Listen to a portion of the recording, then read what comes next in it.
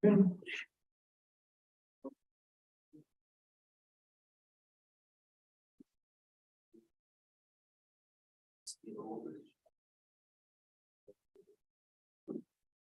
I have forgotten about that thing over there. But attorneys are impossible to deal with. I just tell you that. And it's probably going to change. The price will change. I'm sure of even the availability to even get it done. Yeah. You know, but they decide what they want to do. Well, Yeah, that's what I told them. I said, you know what? You guys decide and come to a settlement on it and we're good. and honestly,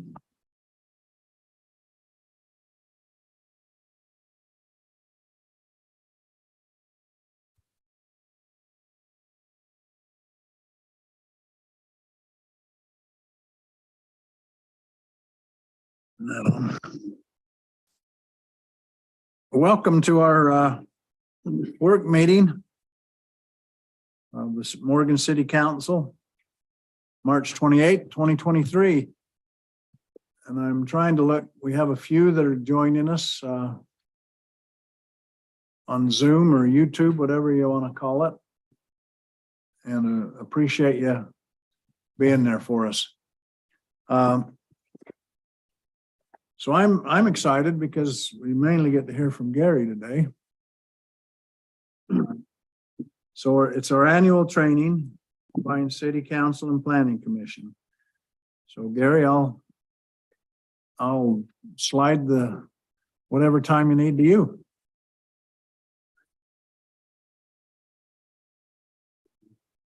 Speaker. I've never heard anybody say we're excited to hear from Gary today. Really? Even my wife first thing in the morning never says, I'm excited to hear from That's Gary today. especially. Yeah, especially now. But thank you, Mayor. That was, you made my day. You made my day. Best introduction you've ever had. That's exactly right. Love it. Keep it coming. You know, it's interesting because I worked at the legislature. I've been working at the legislature for a number of years, and probably one of the best things that I ever had passed was a little provision in the Open Meetings Act that says you have to hold the council hostage once a year and the planning commission hostage once a year. This is you, huh? Otherwise, you're not in compliance with the law. And so here you are today as a result of that little change in state law that says, give him a captive audience at least once a year, right? Isn't that what they say? Anyway. Well, she need to take a break. So anyway, I appreciate the opportunity to come and do this, and we will try and make it short and painful, but painless is what I meant. I'm thinking. Nobody wants to listen to a lawyer for more than just a couple of minutes, and so we'll see if we can't get some questions going as well. If you might have questions about any of this, we're going to cover really quickly three different subjects: the Open Meetings Act, conflicts of interest, and also sexual harassment. We'll cover that at the very end. And you know, it was interesting. We had a council, a mayor, newly elected in Layton City, and I remember going into the mayor's office after one of our public meetings, and there were 3 city council people. They were sitting there talking to the mayor about some of the things that had been on the agenda that night. And the look on their faces probably explained it all. In fact, I remember that same look when I had a bunch of scouts up at the lake, and I told them not to roll toilet paper cigarettes and then try and light them, because I knew what was in their minds when I saw them rolling those things out. And sure enough, I go into my tent and come back out, and they've got their eyebrows singed and their hair singed, and they're looking at me like this, like I couldn't tell what they were doing. Okay, so same expression from those 3, the mayor and members of the council. That never happened in Morgan City, right? And so I appreciate that, but it was that look of, uh-oh, we've been caught, I think. So what I did was I handed them my card and said, one call, that's all. And they got the message. But anyway, open meetings, the intent of the Open Meetings Act is that the public's business will be done in the open. That's the intent of the act. And if you don't remember anything else that we talked about tonight, that's the entire thing right there. And what somebody said, that Einstein defined stupidity as doing the same things over and over again, expecting a different result. And it's true. That's what we do. We do that. We make the same mistakes, not you necessarily, but I see cities across the state making the same mistakes over and over again and expecting a different result, not to be in violation of the act. But the Open Meetings Act is pretty simple. If you're taking care of the public's business, if you're convened to make a decision, then you're subject to the Open Meetings Act. And planning commissions, are they subject to the Open Meetings Act? Yes, definitely. And what about the committees that you might have, a design review committee, for example, that the council may appoint? Yeah, believe it or not. Yep. They're subject to it. If you happen to have a rec association or something that is a public body that is supported by public funds, that's an open meeting and is subject to the Open Meetings Act. So I've done a series of slides, and Denise has been kind enough to go ahead and put them together. But what I wanted to do this year, interestingly enough, the state auditor has put together a package, and Denise will explain this a little bit more later to you. But in order to be what they call an ethical city or a compliant city, an auditor compliance. Yeah. So they do a fraud assessment, but one of the conditions of that fraud assessment is that you take the classes that they put online. And these are 2023 classes. Actually, it's a very, very, very new website. But I went through it. It's kind of boring because the majority of it is about finance and what the treasurer does and what, how many different ways you can rob a public corporation, essentially, and what you need to do that. But the open meetings provision I thought was really good. So I thought we'll take the 7 minutes. We'll do exactly what they've asked us to do, and we can take you through it. And I think you'll find it interesting. At the conclusion that we'll let you ask whatever questions you might have on open meetings. And I've got some comments on it, always. So can we get it to come up? So what is open and public meetings? Ensure government actions and deliberations are openly conducted. Before we continue, keep in mind that this video is an overview and exceptions may exist based on your entity type. We focus on local government, not state requirements. When in doubt, read the law and consult with your legal counsel. So what's considered an open and public meeting? It's when a public body quorum, also known as a simple majority, meets to discuss or act upon government business. It includes the meetings sometimes referred to as workshops or executive sessions. Regular meetings, public hearings, electronic meetings, and emergency meetings are all open and public meetings. Open and public meetings don't include chance or social meetings. A public hearing is a type of open and public meeting where citizens have a reasonable opportunity to speak. Public hearings happen when a government adopts a budget, imposes or increases taxes or fees, or transfers money from an enterprise fund. These meetings have extra notice and posting requirements and won't be addressed in this video. An electronic meeting is a type of open and public meeting that's convened electronically, such as via phone or the internet. Remember, the governing body must adopt a resolution, rule, or ordinance allowing and governing electronic meetings. OPMA adds additional requirements too. An emergency meeting may be held to discuss an urgent matter due to unforeseen circumstances. In order to hold the meeting, the best notice that's feasible is provided of the time, location, and topics to be considered. An attempt is made to contact all governing body members, and the governing body majority approves the meeting. An open and public meeting may be closed to discuss any of the following: a person's character, competence, or health, collective bargaining, litigation, certain real property transactions, including any form of a water right or water shares with specific restrictions, security personnel, devices, or systems deployment, investigations of criminal misconduct, and private or protected information for the Utah Procurement Code, including trade secrets. A closed meeting may be held only if a quorum is present and the meeting was properly noticed.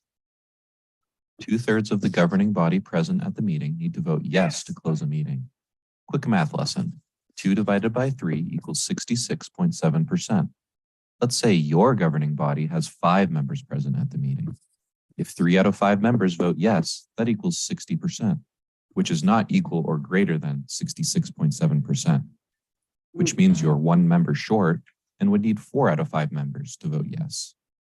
During a closed meeting, a governing body can't interview someone applying to fill an elected position, discuss filling a midterm vacancy or temporary absence, discuss the character, competence, or health of a person whose name was submitted for consideration to fill a midterm vacancy or temporary absence, approve any ordinance, resolution, rule, regulation, contract, or appointment, or take a vote, unless it's a vote on a motion to end the closed portion of the meeting and return to an open meeting.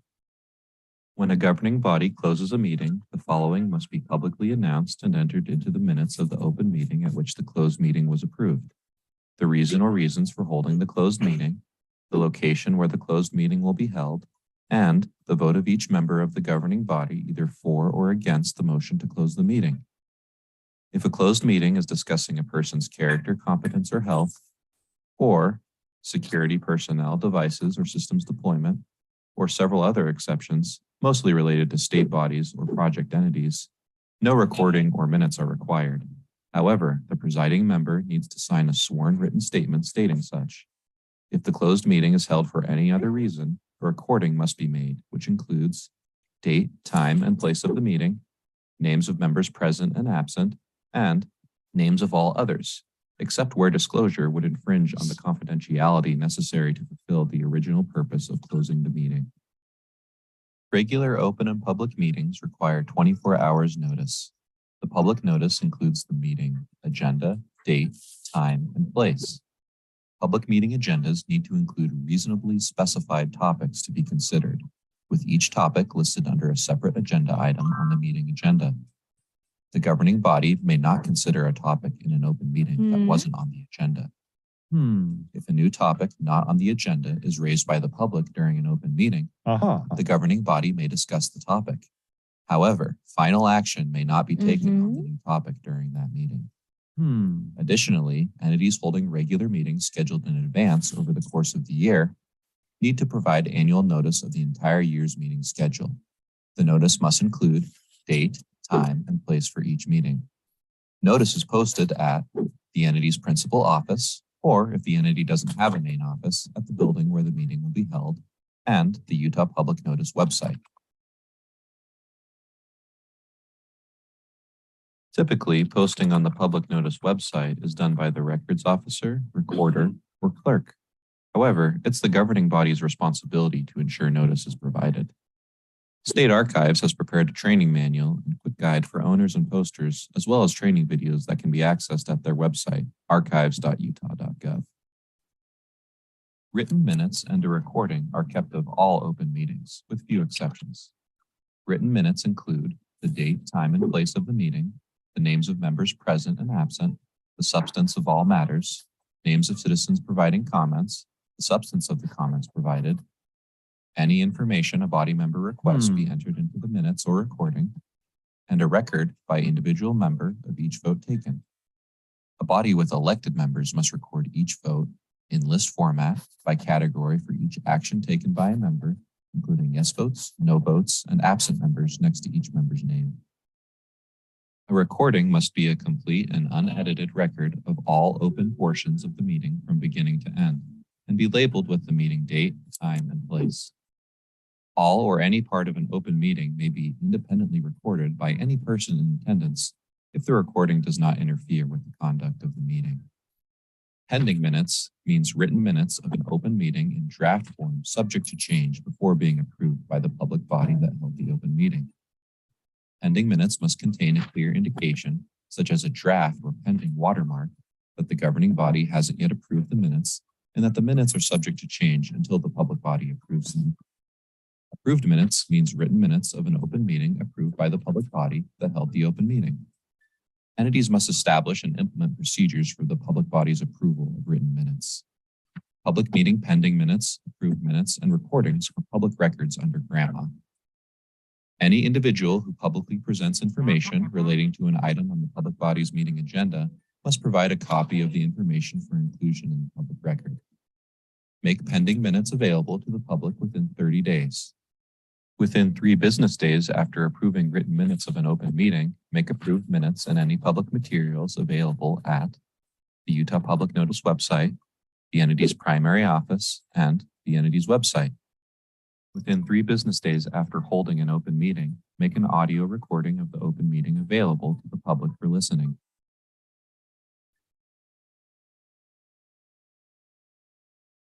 Okay. You have officially been trained on open meetings. You will not go to jail. You'll be fine for the next year, for 1 more year. I know you've heard all of these things before, but every once in a while something new comes up, right?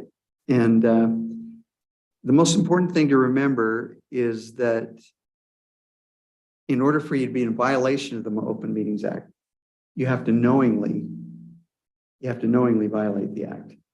Now, the fact that I just taught you about the Open Meetings Act means that now you are knowing. And so a violation of that act would be a knowing violation of the act. And so it's important to know that knowingly is a criminal element, essentially. I remember when I was in college, everybody who had a little family would have a brown Toyota station wagon. It was just a little thing. And there were like 3 or 4 of them parked in the parking lot.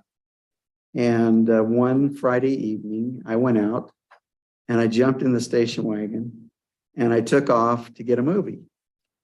And by the time I got back, the place was swarming with police officers. They surrounded my car. I had used the same key that I used for my car to start somebody else's car. And I'd driven it all the way to the movie place and back again. But because it wasn't knowingly, I didn't even notice it wasn't my car, which tells you just exactly what kind of a mess my car wasn't compared to everybody else's. But the key is it has to be something that you knowingly do. It can't be something that you inadvertently do or you miss. That would get you into trouble in the Open Meetings Act. Another thing that often gets people into trouble in the Open Meetings Act is a disclosure of something that was discussed in a closed meeting, because that comes under a whole separate set of statutes called GRAMA. And anything in that open meeting or in that closed meeting is what they call protected. It's protected material. And for you to share something that was protected that hasn't been brought out by the council into a public meeting and discussed in a public meeting or is not available to the public at large could get you into trouble as a result of that. So be careful what you disclose that you've heard in a closed meeting. Gary, Question. are all closed meetings recorded then? Half of the closed meetings are recorded. The closed meetings that are not recorded are the ones pertaining to personnel, competency of an individual, and security, I think, is the other one that is not recorded. All of the conversations regarding the acquisition of real property are, and all of the conversations regarding imminent or pending litigation are. And that's pretty much the only ones you'll come in contact with are those 4 It items. kind of seems to defeat the purpose of a closed meeting then. My suspicion is that could be discoverable, that recording.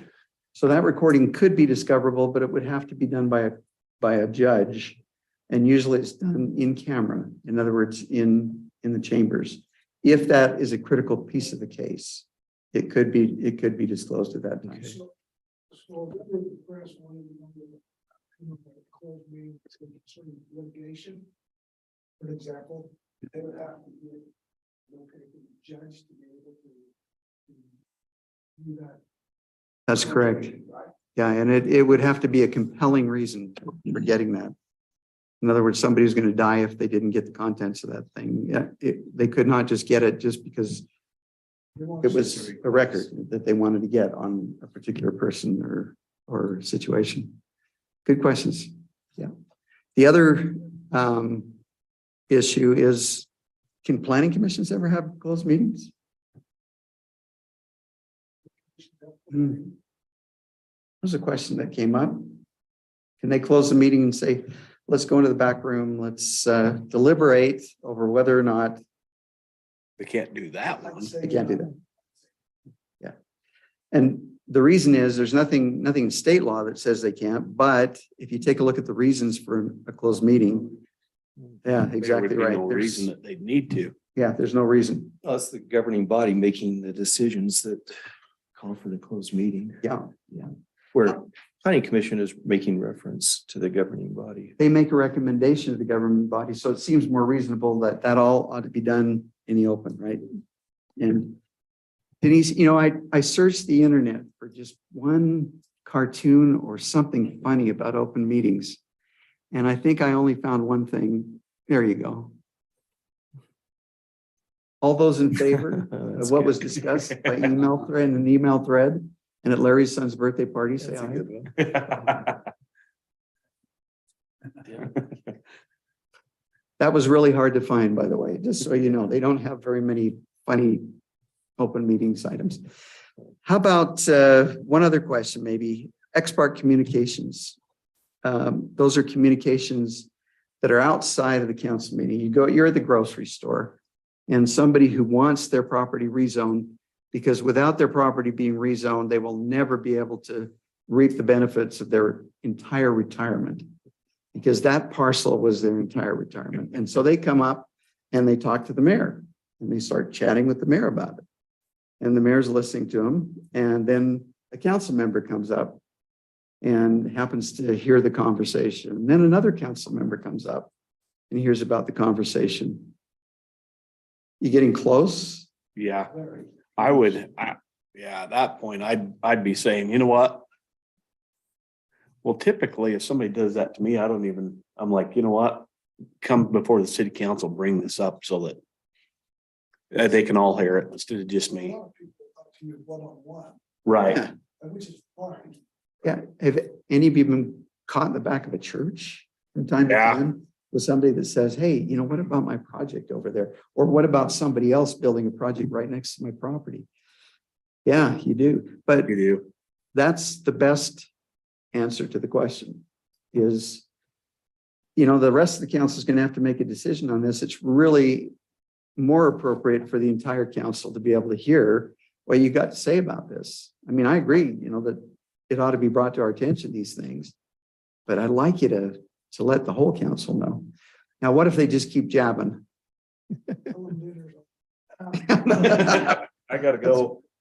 We got an email the other day and I just didn't even respond to it.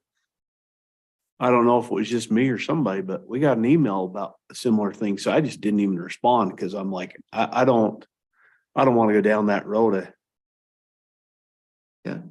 Now, let's talk about that just for a second, okay? Because there's a difference between the planning commission and the city council.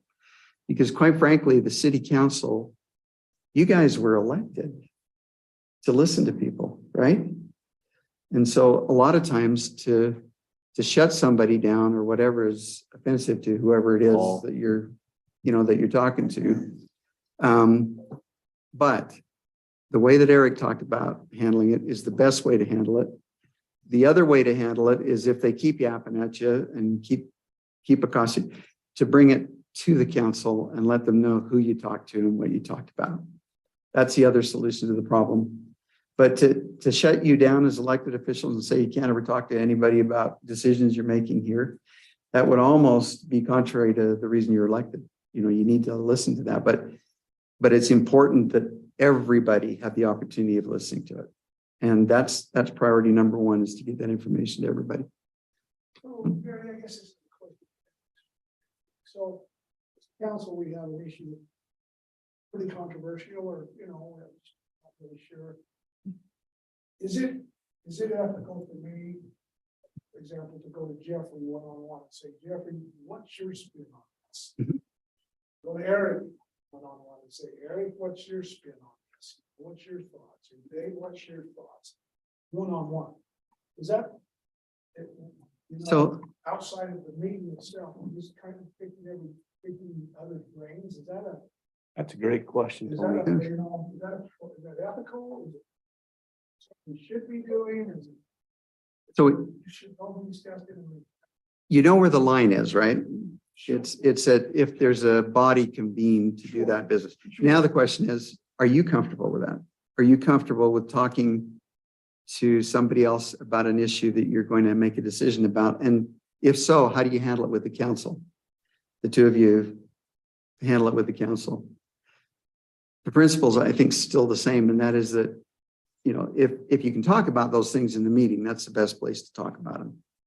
But if you want to talk about it one-on-one, nothing's going to prevent you from doing that.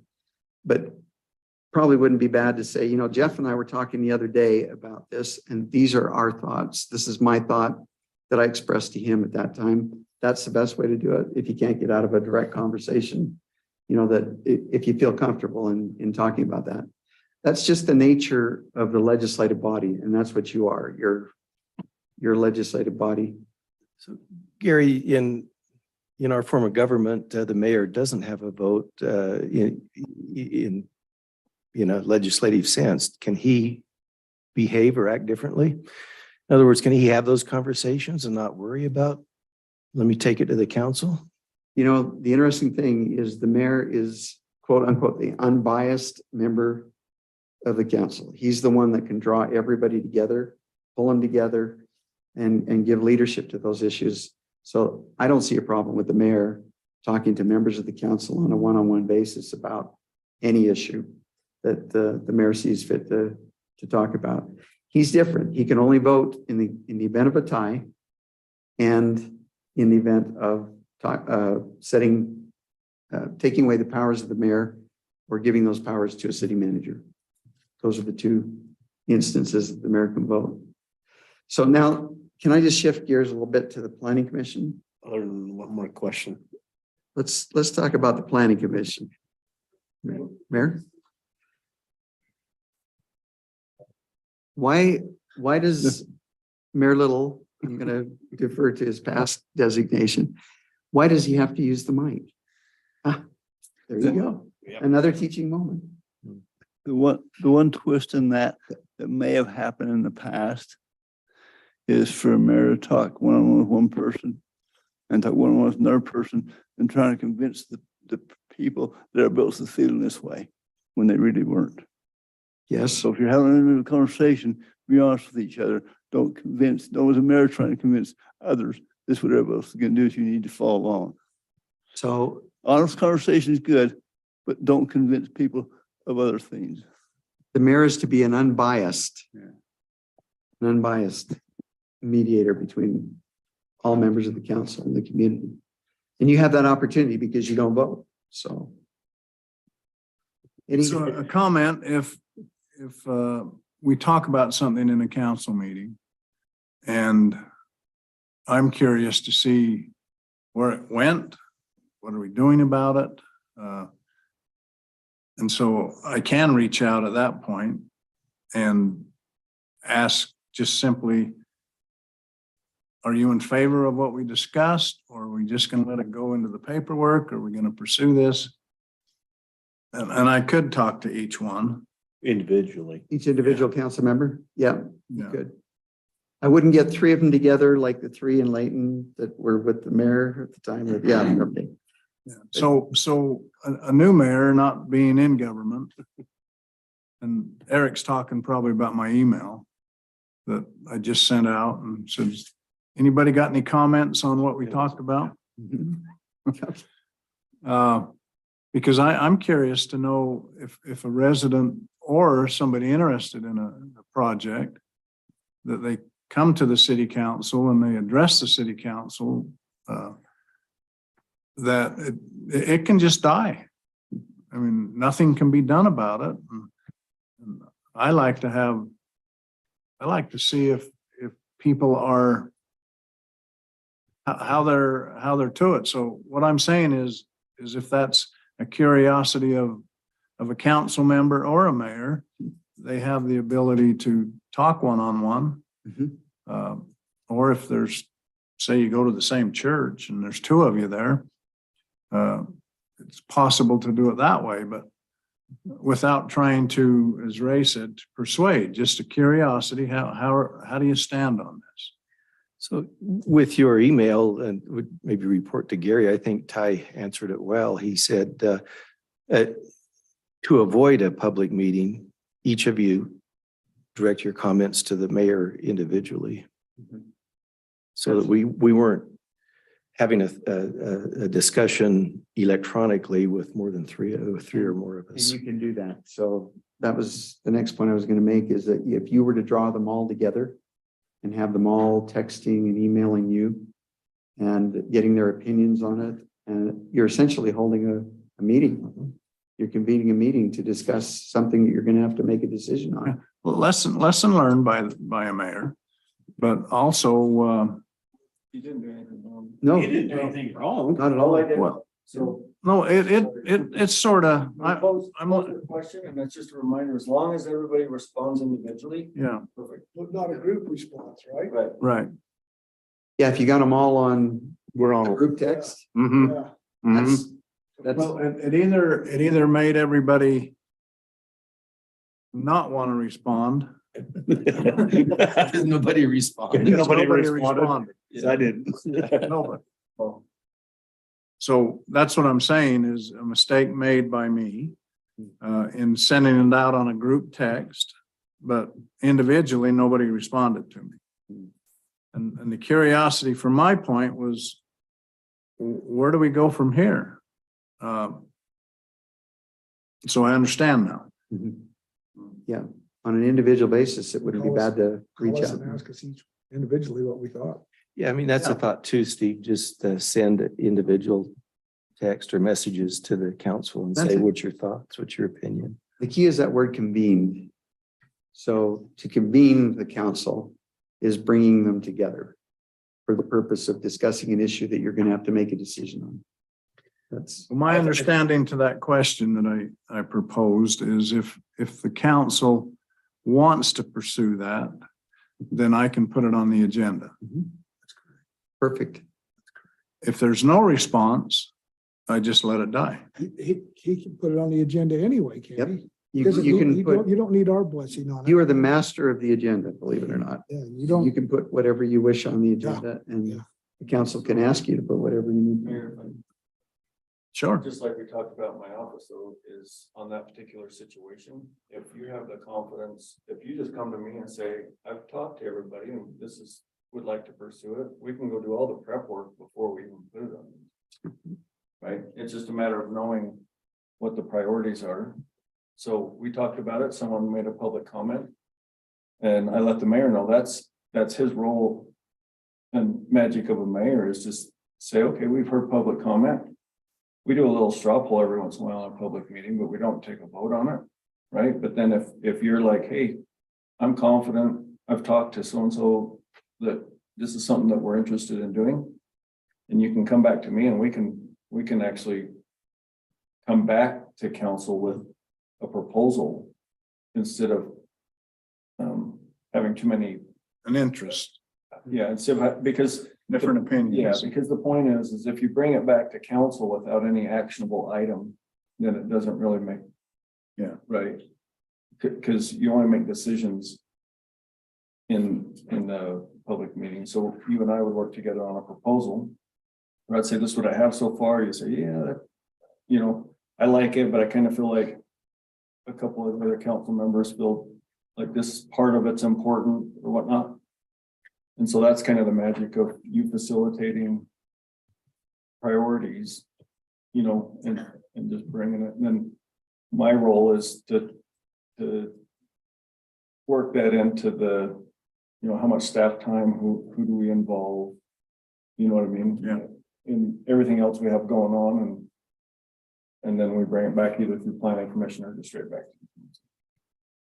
And I didn't mean to shut down the conversation. I was just like. Oh, no, it's great. It's Well, great. I learned. That's what you did. Conversation. You did. and in that situation, I guess really all as a council member, we really need to tell the mayor if he asks, we could simply just say, pursue it. Or I'd like to see you pursue it. Yeah, And at that point, that's something that eventually you would come back to us with some specifics or some. well, And those conversations with the mayor to each council member gives them an idea of what it is you're looking for. Yeah. So that when we come back with something, we're hitting the mark. You know what I mean? Just simply saying, yeah, go for it. That's one thing, but if you're like, hey, this lot size, this type of, let's open it up. Let's not just limit it to these three businesses, or, well, I'm okay as long as it's very specific on this one situation. You give them all those type of feedback, and then we have something to run with, So, sorry. No, you're good. We're problem solving. You are. We're applying the training. You are applying the in training. Real life. I cannot, that's great. Real life This is scenario. exactly what it's all about. It's everyone. Just a quick, maybe final word. Planning commissions are different. Ex parte communications are discouraged on the part of planning commissions. So to go to neighborhood meetings and that type of thing as a planning commissioner would not be encouraged at all. So, because your whole focus is the defense of the city's ordinance and enforcing the ordinance, and you handle all the administrative stuff for the council, except for the recommendations for law changes. So that's the difference between the planning commission and the city council. Conflicts of interest. Let's make this real quick.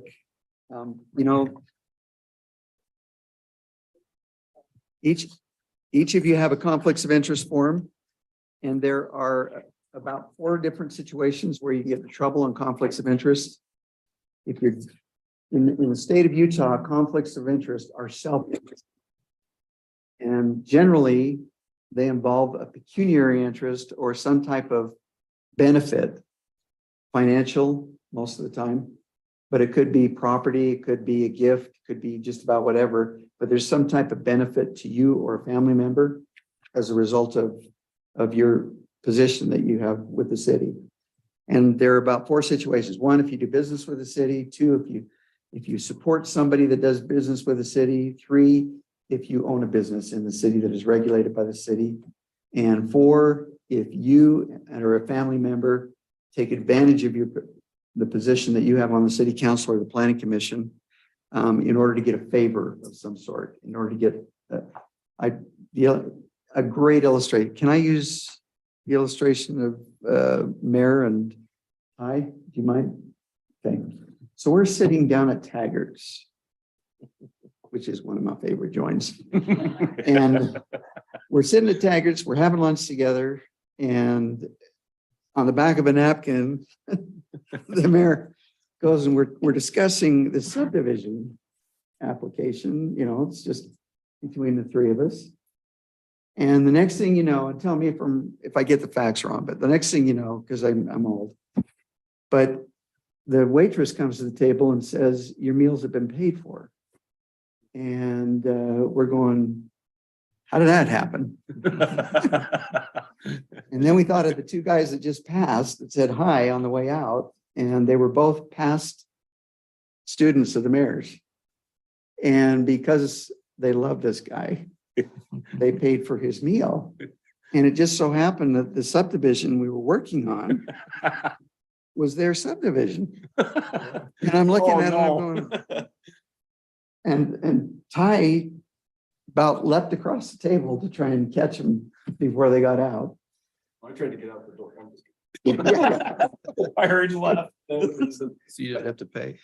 I mean, there was nothing there that would have contravened or contradicted state law when it comes to, in other words, the mayor wasn't getting a free meal because of the fact that he was mayor. He was getting it because they liked him they didn't even know what we were discussing at the table. They had no idea. It was actually an apology for the way they were as students. That's exactly what they said. So, the question is, there was no intent there ever to take money in exchange for what we were discussing at the table. And there was no knowledge. They didn't have any knowledge of what was. But I guess the bottom line is, go ahead. But the problem could have been optics. You know what I mean? Very good. It could have been Bingo. optics. Yeah. Because somebody could have seen that and said, aha, Yep, That's why very- we did it on a napkin and not on those. That's right. You know, those placemats, not on the- Who else would buy an attorney dinner? Yeah.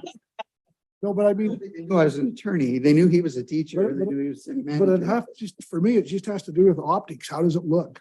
Very good. And if I say, I mean, that's it. That's the whole lesson on conflicts of interest. Is it's the optics that really count, and everything's self-declared. So if you don't declare it, then you're in violation of the law. But if you declare it, you can still sit and vote on it, believe it or not. But the best thing, probably because of optics, is what? Recuse yourself. Step down. Now, does that mean you have to do it on everything? You guys live in this city. There's no way that something you do in the zoning, area planning and zoning is not going to touch you.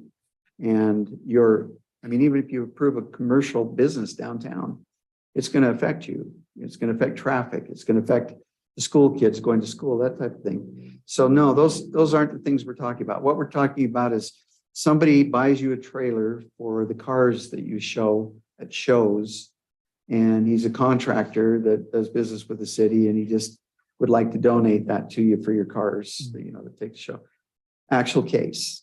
And the guy lost his job as a result of that. In fact, I'm amazed sometimes at the little things that people lose their jobs over. Just the little things that they accept that they didn't think were of consequence, and they are. So Gary, we're touching on gifts. Is there a threshold, a minimum amount or a maximum that can be given? We talked about a lunch, clearly a trailer's, out of line, but So yes, there is under state law, but cities can be more restrictive than state law, and most cities are. They tell your employees and your elected officials don't accept gifts. The occasional pen, with the name of the company on it and that type of thing, that's not going to raise too much. But if you get free lunches, that could very, very well. It's the optics thing that we're talking about, but $50 is the state level. okay. So you're not in violation of the law if it's under 50.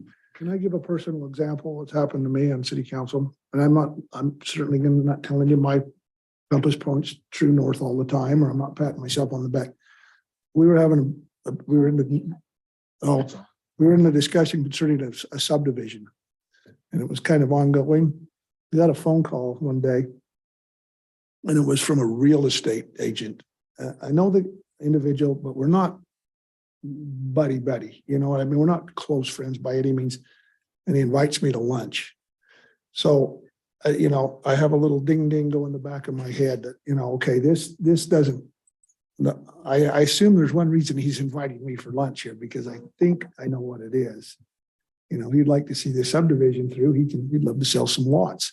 I declined. I says, well, thank you, but no, because in my mind, I could almost see the optics of that whole thing. Somebody sitting down, seeing me have lunch with a real estate, now maybe it was perfectly fine, but it just didn't feel right, so that's the reason I said, no, I appreciate the offer, but no, I don't think so. So You could meet with him, only just not do the lunch though. yeah, but it just didn't, again, the optics of it felt a little weird to me. So, I just declined the invitation, and I probably, that's the only instance I've had in my city council career where I had a situation like that. But yeah, So what if instead of just for lunch, he invites you to the Board of Realtors meeting for Northern Utah and wants to give Tony an award for being one of the finest council people that have ever lived in the Wasatch. I'd have felt the same way. Citizenship. That would mean he was on the state legislature. The point is that if it's an awards luncheon or something of that nature, it's okay, even though it may be a group like that. But an individual, if it's in relationship to an award you're getting or something, but if it's an individual like that, that's exactly right. Just the optics of that and the feeling, it ought to make, the hair on the back of your neck stand up a little bit. So, okay, that's conflicts. You've got a sheet here, and the penalties are on the right-hand side. I won't even discuss those because they're kind of rough, but you can read those, including reversing your decisions if there's an actual conflict that exists, but that you haven't declared. So, and that goes for the PC as well. So sorry, you guys are at my back. I apologize for that because I need to turn around.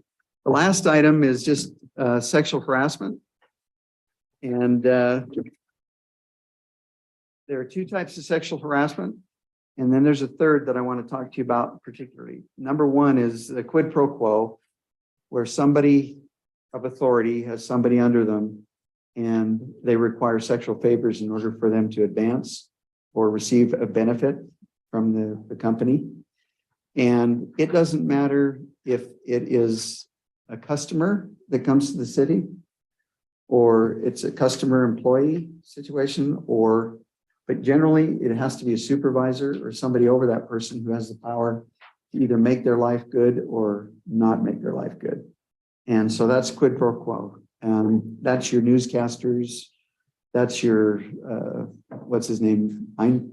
Bernstein or whatever his name is. Epstein. I knew it was something Steen.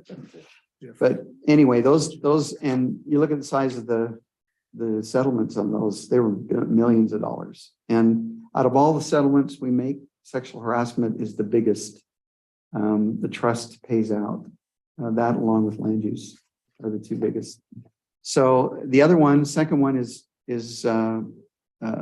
hostile environment, where the environment around you, the photographs, computers, the jokes, the massaging, on the back of the neck, the comments about what did you do this weekend, those types of things that make an environment so hostile that it makes it difficult for the person to work, or not even that. If you got that kind of thing going on, I would say Morgan is a zero tolerance for sexual harassment, because everything I have seen where that has occurred in Morgan City has been dealt with very quickly and very, very promptly. And that's the way it should be dealt with. People need to know where they can go in order to be able to report. And you are people that they can report it to. And even on a planning commission level, I know that you don't run into that very often, but at the same time you could. It's possible to do that. And it all comes about as a result of the culture that you develop. And I love the story of the guy who he and his son were traveling on a highway and they were killed. I've told you this probably last year, but one guy was killed and the other guy was brought to the hospital. The son was brought to the hospital. And when the son was brought to the hospital, the gray-haired doctor said, "I can't operate on this guy. He's my son." His dad had died. Son was brought to the hospital, and the doctor couldn't operate on him because it was his son, or was the son. What's the answer to the riddle? She's a woman. She's a woman, right? But most people make the jump to it's a man in every single situation. And there's this kind of subconscious bias that we have sometimes about women that is unacceptable and tends to cancel them out a lot of times. I think of the number of times I go into a meeting, there's one woman in the corner and they ask her to take notes on everything. And you think, why did they do that? Why did they ask this person to take notes and the rest of us? It's because of the unconscious bias and that's all part of culture.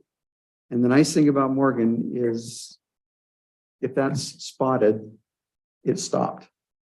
And so that's it. I'll leave you 10 minutes. I apologize for taking a little longer, but the discussion has been really, really good. And as long as you get something out of this, it's good. Any comments or before we? Oh, I'm sorry. The third one is reprisals or retribution. Just really quickly, the story I like to tell is there's a city down south. Police officer was sexually harassed. Police officer paid, the city ended up paying the police officer $80,000 for the harassment and brought this person back, reemployed them. The police department continued to harass them doubled their harassment and actually ended up in charging them with a criminal charge that was unfounded, and ended up in paying, the city ended up in paying $2 million additional dollars. So the retribution was worse fine-wise than the harassment. And they left the department. But that was an actual case that happened just a few years ago. So that's the third piece is once it has been identified, if everyone was to kind of beat up on the person that reported it, that's even worse than the original crime. So thanks.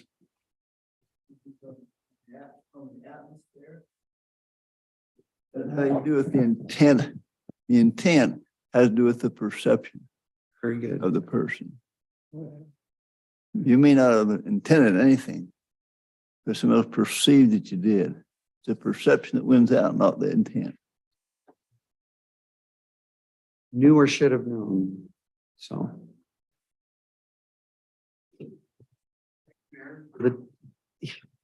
For giving the attorney some time. I appreciate that. Oh, very much. Denise had the item that she wanted to just let you know about the auditor. Yeah, so every year we have to do.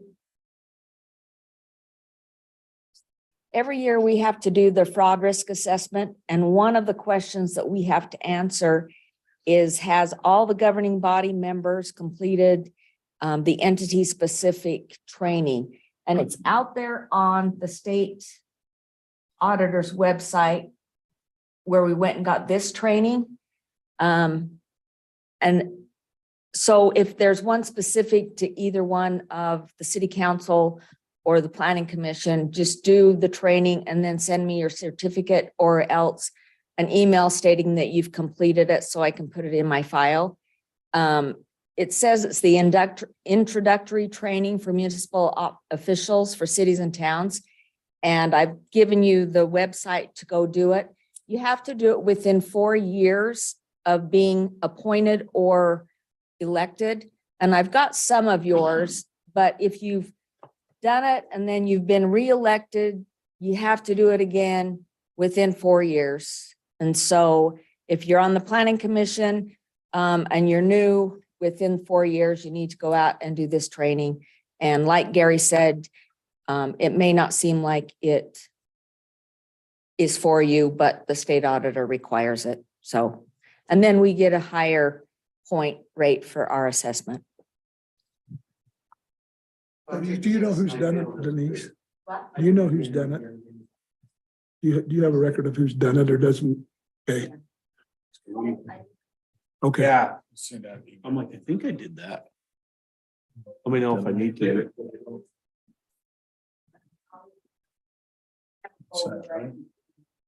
I did it, but I. Yes. I don't know either. Denise is giving you all the conflicts for them too. Yeah.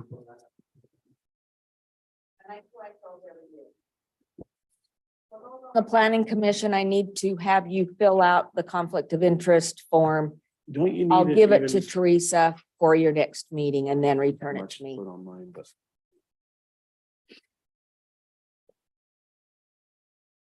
Okay, just for my feeble brain, that fraud risk assessment and that little website there, that's the one you just talked about. Okay. It says for, yes, okay, all right. What if we flunk it, Denise, then what? Then you're unelected. Can't flunk it. You can. You get to take it over and over again until you get the questions right. I won't tell you how many times I took it. I think I do actually remember that. If you answer it wrong, it makes you it re-asks you the question so you can get it right. Tell you get it right. That's it. I think I think I remember That's doing the that. test I took that did that. Yeah. Can't No. fail. Either one of them. Thank goodness, right?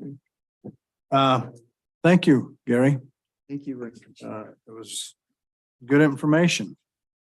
So we're about through with our work meeting. We have three other items on it. And two of those items we'll be discussing in the active agenda of our council meeting. Actually, all three of them. Is there anybody that has a comment quickly or that we could address in a couple of minutes? Yeah, maybe Gary, talk about the Land Use Institute Conference for a couple of minutes. Yes. Some good information. We're talking largely about practical aspects of how to better populate applications. And then on the portion that we're dealing with in the morning, on Friday morning, we'll talk about the new process for subdivision. That's something we need to probably look at amending in the ordinance. In compliance with state law. It should be really good training.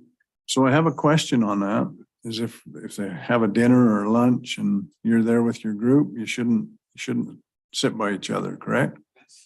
Mhm. You know, in a social setting, that's one of the exceptions, right? So you can sit by each other in a social setting.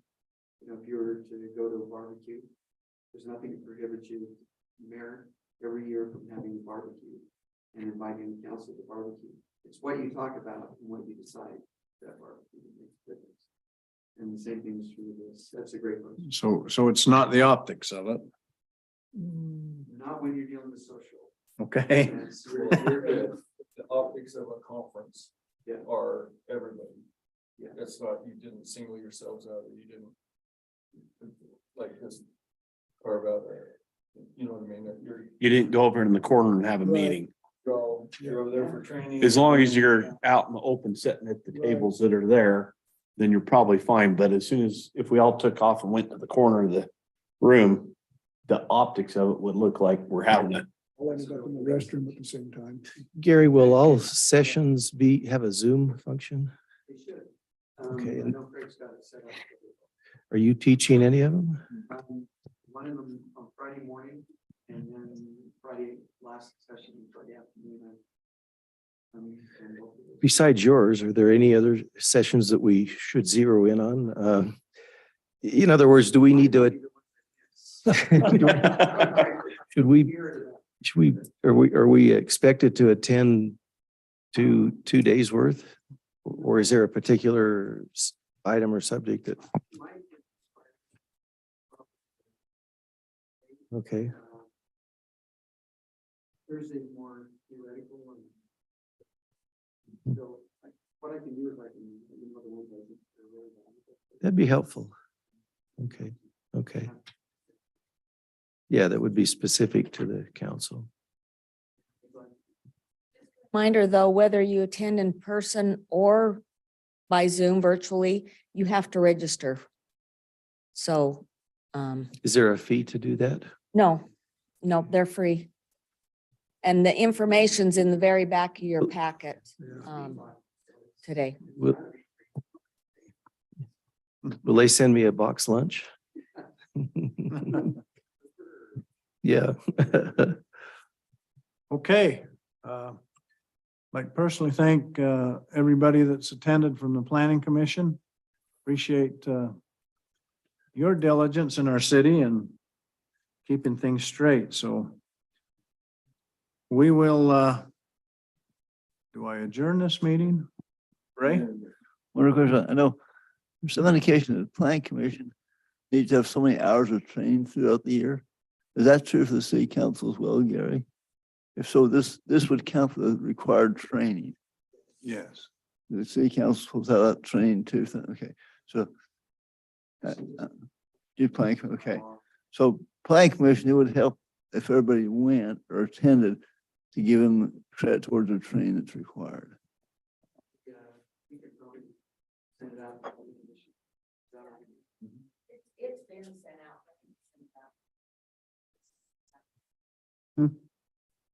Okay, well, thanks, everybody, and we'll adjourn this meeting.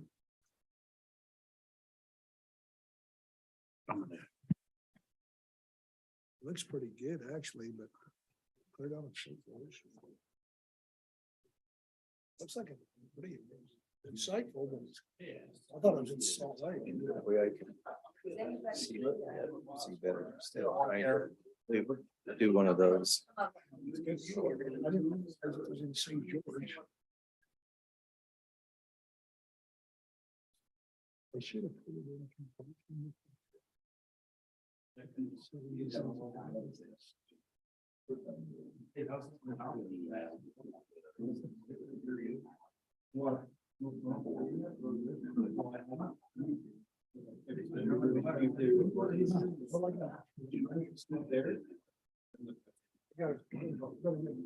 This is no.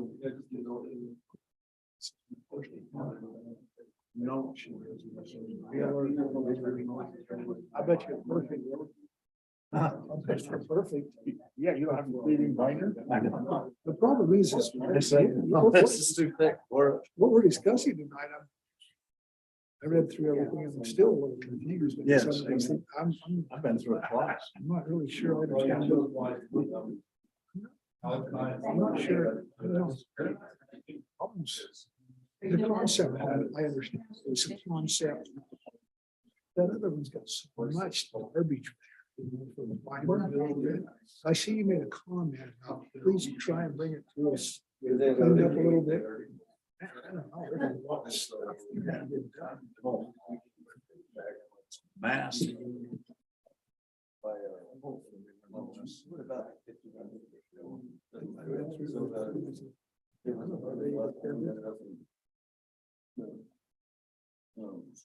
So because of the content that we were talking about, then we're talking funds, so we came back and said, no, give us the.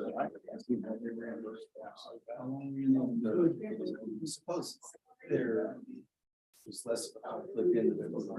I wasn't talking about your text message. Or some guy emailed me about that. No, it wasn't. I wasn't bringing up the group text. I don't know. There's some guy that emailed me about the Morgan Historic back. Did you get that? Look, I got this thing from a amateur at AOL to Eric Kern.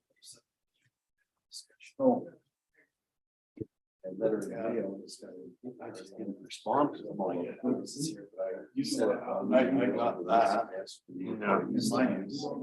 Yeah, but it seems just to me.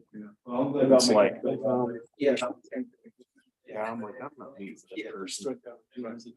Well, at the same time, I mean, you had a good. I know, and they're. Yeah, But, that was what I was trying So to. the problem I have, well, I'm proud to say I'm yours. That was gonna open a public. Hey, And it's been if I tell people, if you're not doing, you're not learning, man. Now it's like. But it's the, oh, good, but you can, Tony can give me whatever you want, as long as it's 40 minutes. And that's not up. But the door.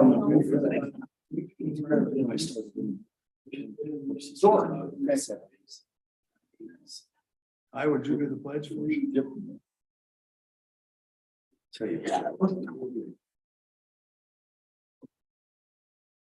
Welcome, everybody, to the general meeting of our city council. Where'd the date go? March 28th, 2023. We appreciate the audience we have and appreciate you coming here to talk and discuss some things with us. First off, we'll begin by having the Pledge of Allegiance. And then Ty he'll do the pledge for us and Jeffrey will do the prayer. We stand. Perfect timing. Perfect. Follow me in the Pledge of Allegiance. I pledge allegiance to the flag of the United States of America and to the republic for which it stands, one nation, under God, indivisible, with liberty and justice for all.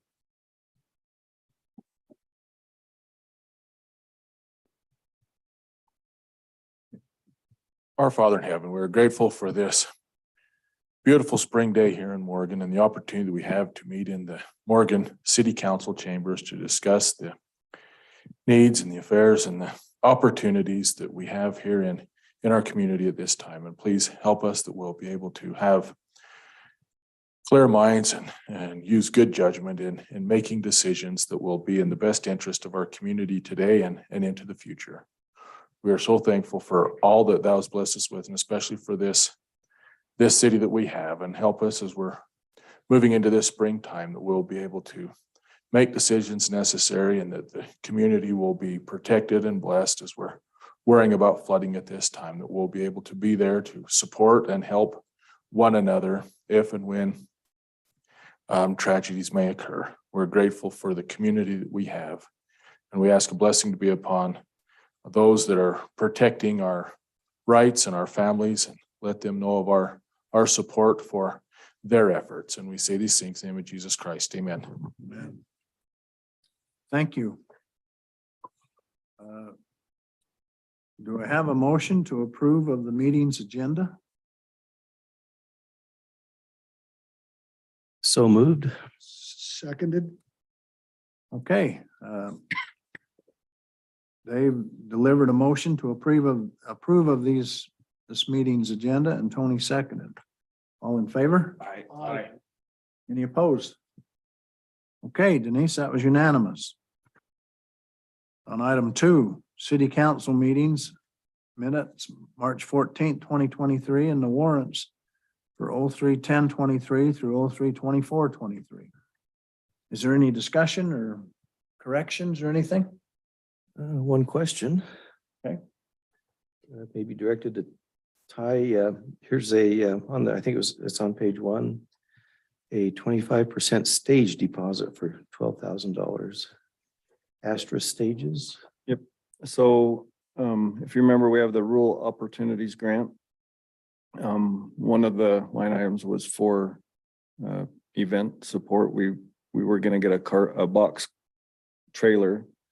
And working with the chamber, we decided it was better to get a new stage, and then we'll surplus our stage once we get this one. Our stage is really cumbersome to set up. I remember you talking about that. Yeah, so this is on a trailer.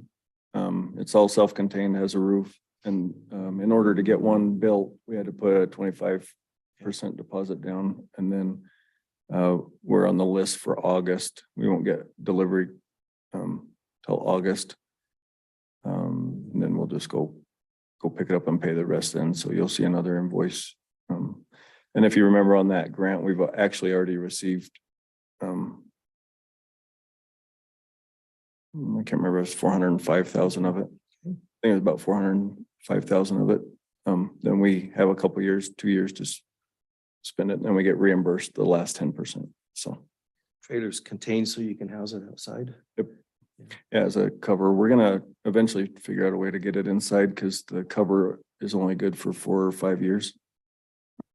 Okay. But that's the plan. Yeah, thank you. That's all I had. Mayor? Tony? Mayor, I will make a motion that we approve of the city council meeting minutes of March 14th, 2023, and also approve of the warrants from March 10th, 2023 till March 24th, 2023. I'll second that motion. Okay, Tony made a motion to approve the city council meeting minutes of March 14th, 2023, and the warrants from March 10th, 23 to March 24th, 23. And Jeff and Eric seconded that. All in favor? Aye. Any opposed? Okay, Denise, that was unanimous. Denise, do we have anybody for a public comment?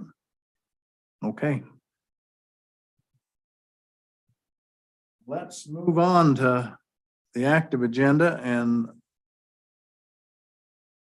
A, preliminary final approval of HA Investment Townhomes property located approximately 700 East, 600 North, Wardell Brothers Properties, LLC. So Jordash, would you like to, is there a mic on that? Yeah. Even though everybody knows you, would you introduce yourself? Yeah, I'm Jordash Wardell with Wardell Brothers Properties. Live in Enterprise and work here in Morgan. Okay. Is there any questions for Jordash, or everybody been able to look through the packet?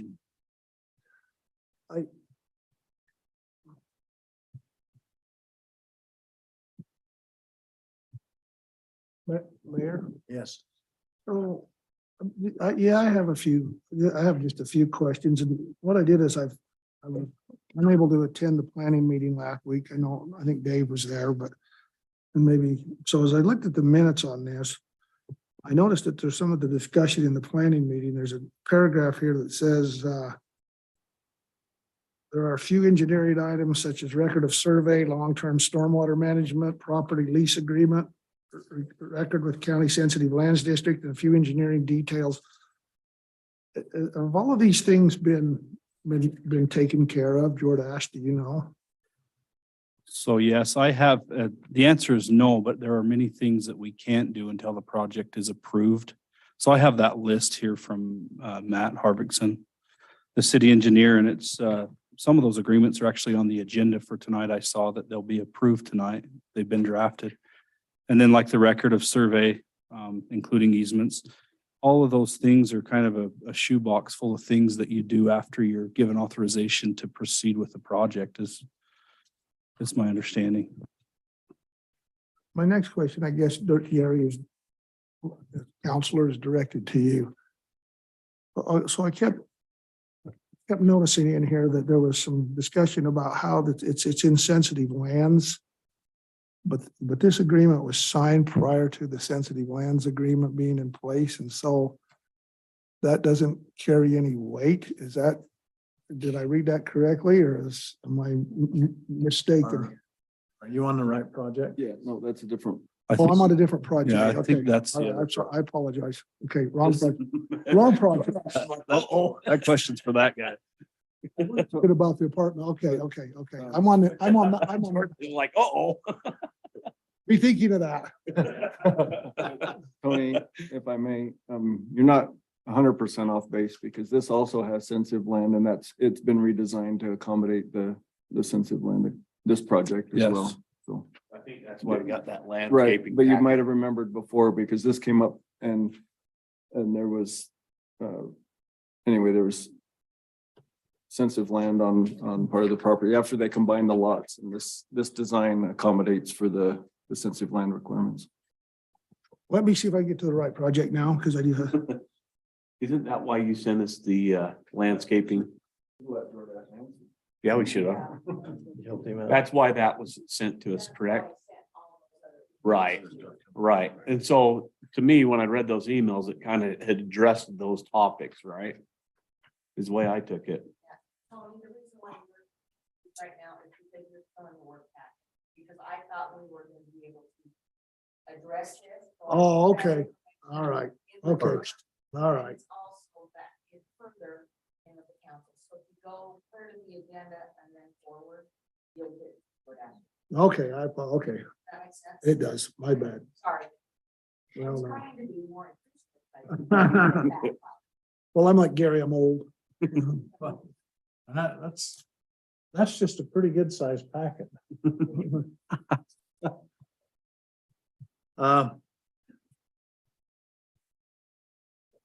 So there's items A, B, C that is on this particular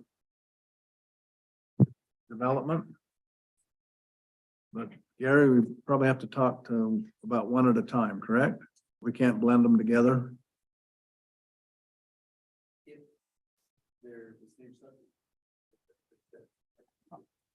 Well, I think, Mayor, we'd be better off just to address one at a time, but I would, in my mind, make the assumption that if A is going to pass, that then that would also negotiate B and C. Because it wouldn't make sense to give final approval and then have the other two. So they're kind of hand in hand somewhat, but I think we're better off in the meeting to address one at a time. And that was what I was Not that we needed to approve everything, but if we can blend them together, that's what makes the picture that we're looking at Correct. make sense. I think we need to go a little bit to the right on this picture. Right. Yeah, that's good. Now let me just get my bearings because I live on this road. Yep. Mhm. And in between 590 and 614 is the lane we're gonna be, the private road we're gonna talk about. Okay, Steve, maybe we look at a little bigger picture. Planning Commission gave a positive recommendation that we consider this. But Gary, I think we have two options tonight. One is a preliminary approval. One is a preliminary and a final approval. Is that correct? Or did you have a chance to look at it? I think I saw somewhere the preliminary preliminary slash. I am on the right project now. So here's maybe from a, a little higher elevation, another way to look at it would be, in my mind, a preliminary approval could say we're on track. But at the same time, Jordash, I guess you've seen this letter with. Yeah, I've got it right here. Yeah, with the 14 items.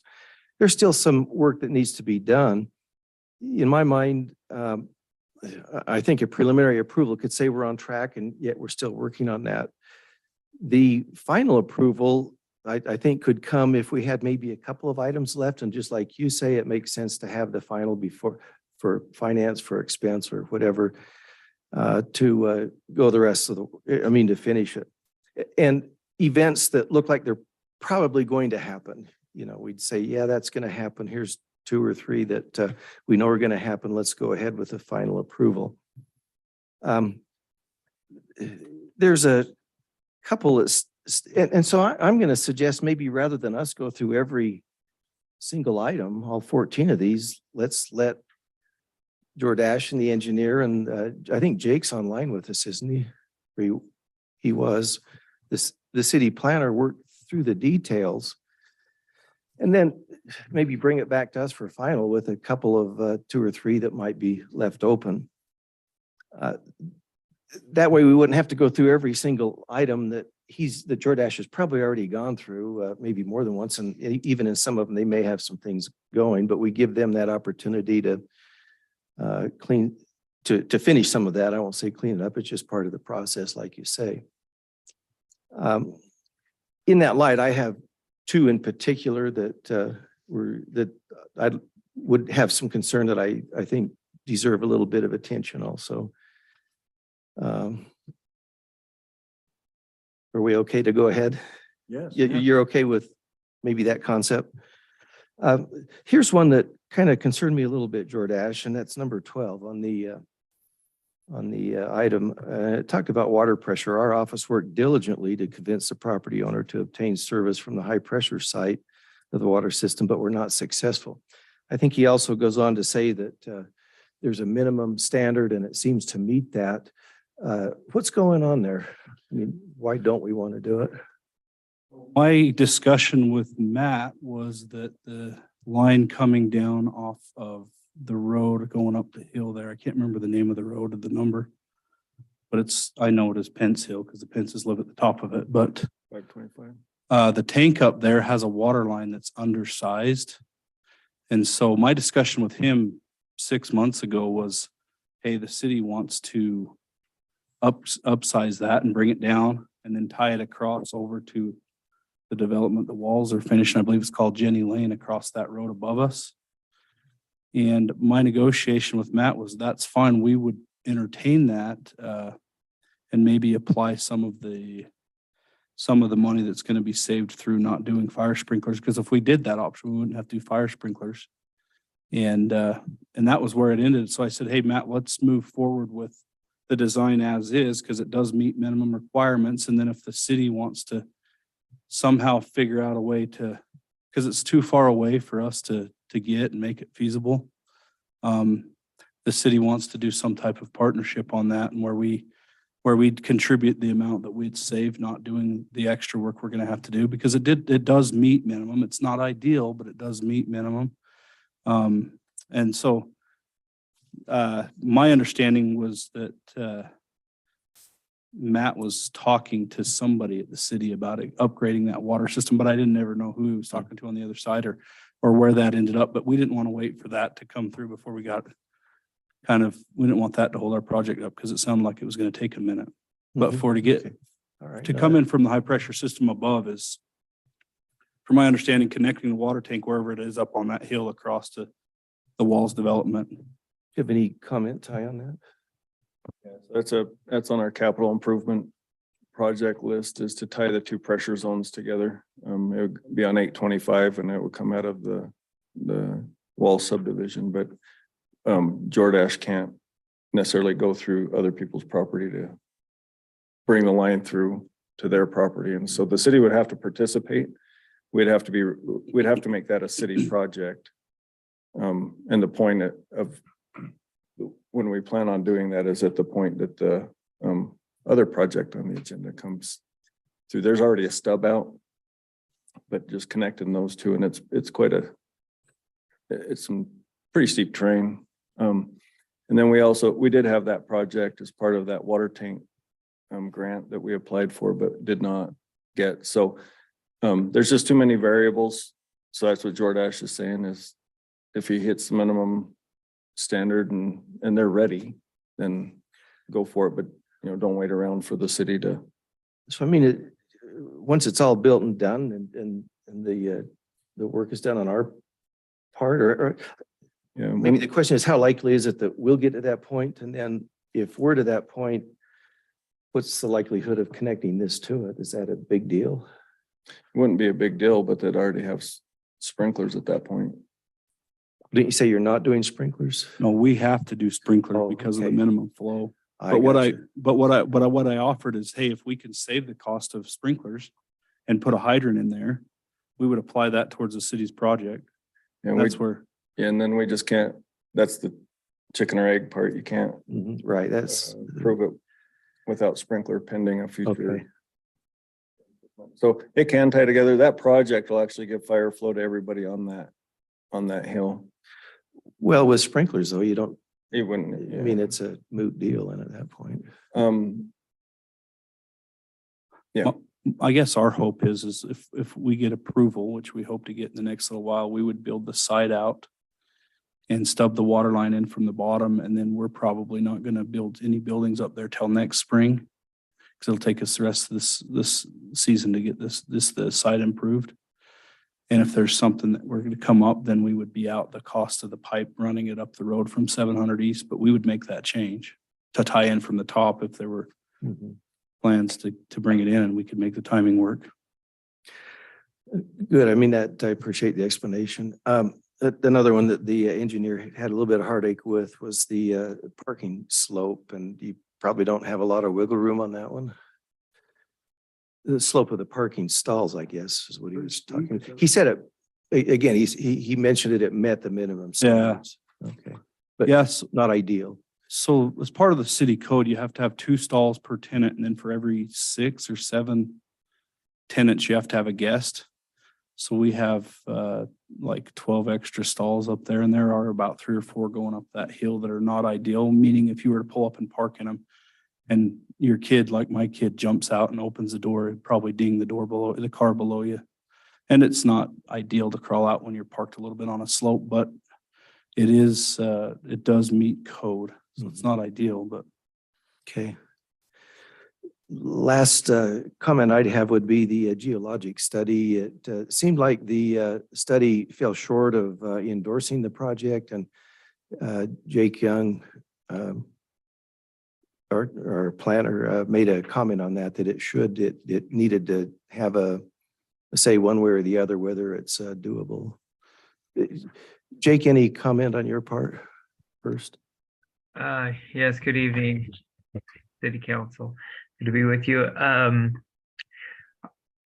you referring to the topography to the slope on the development?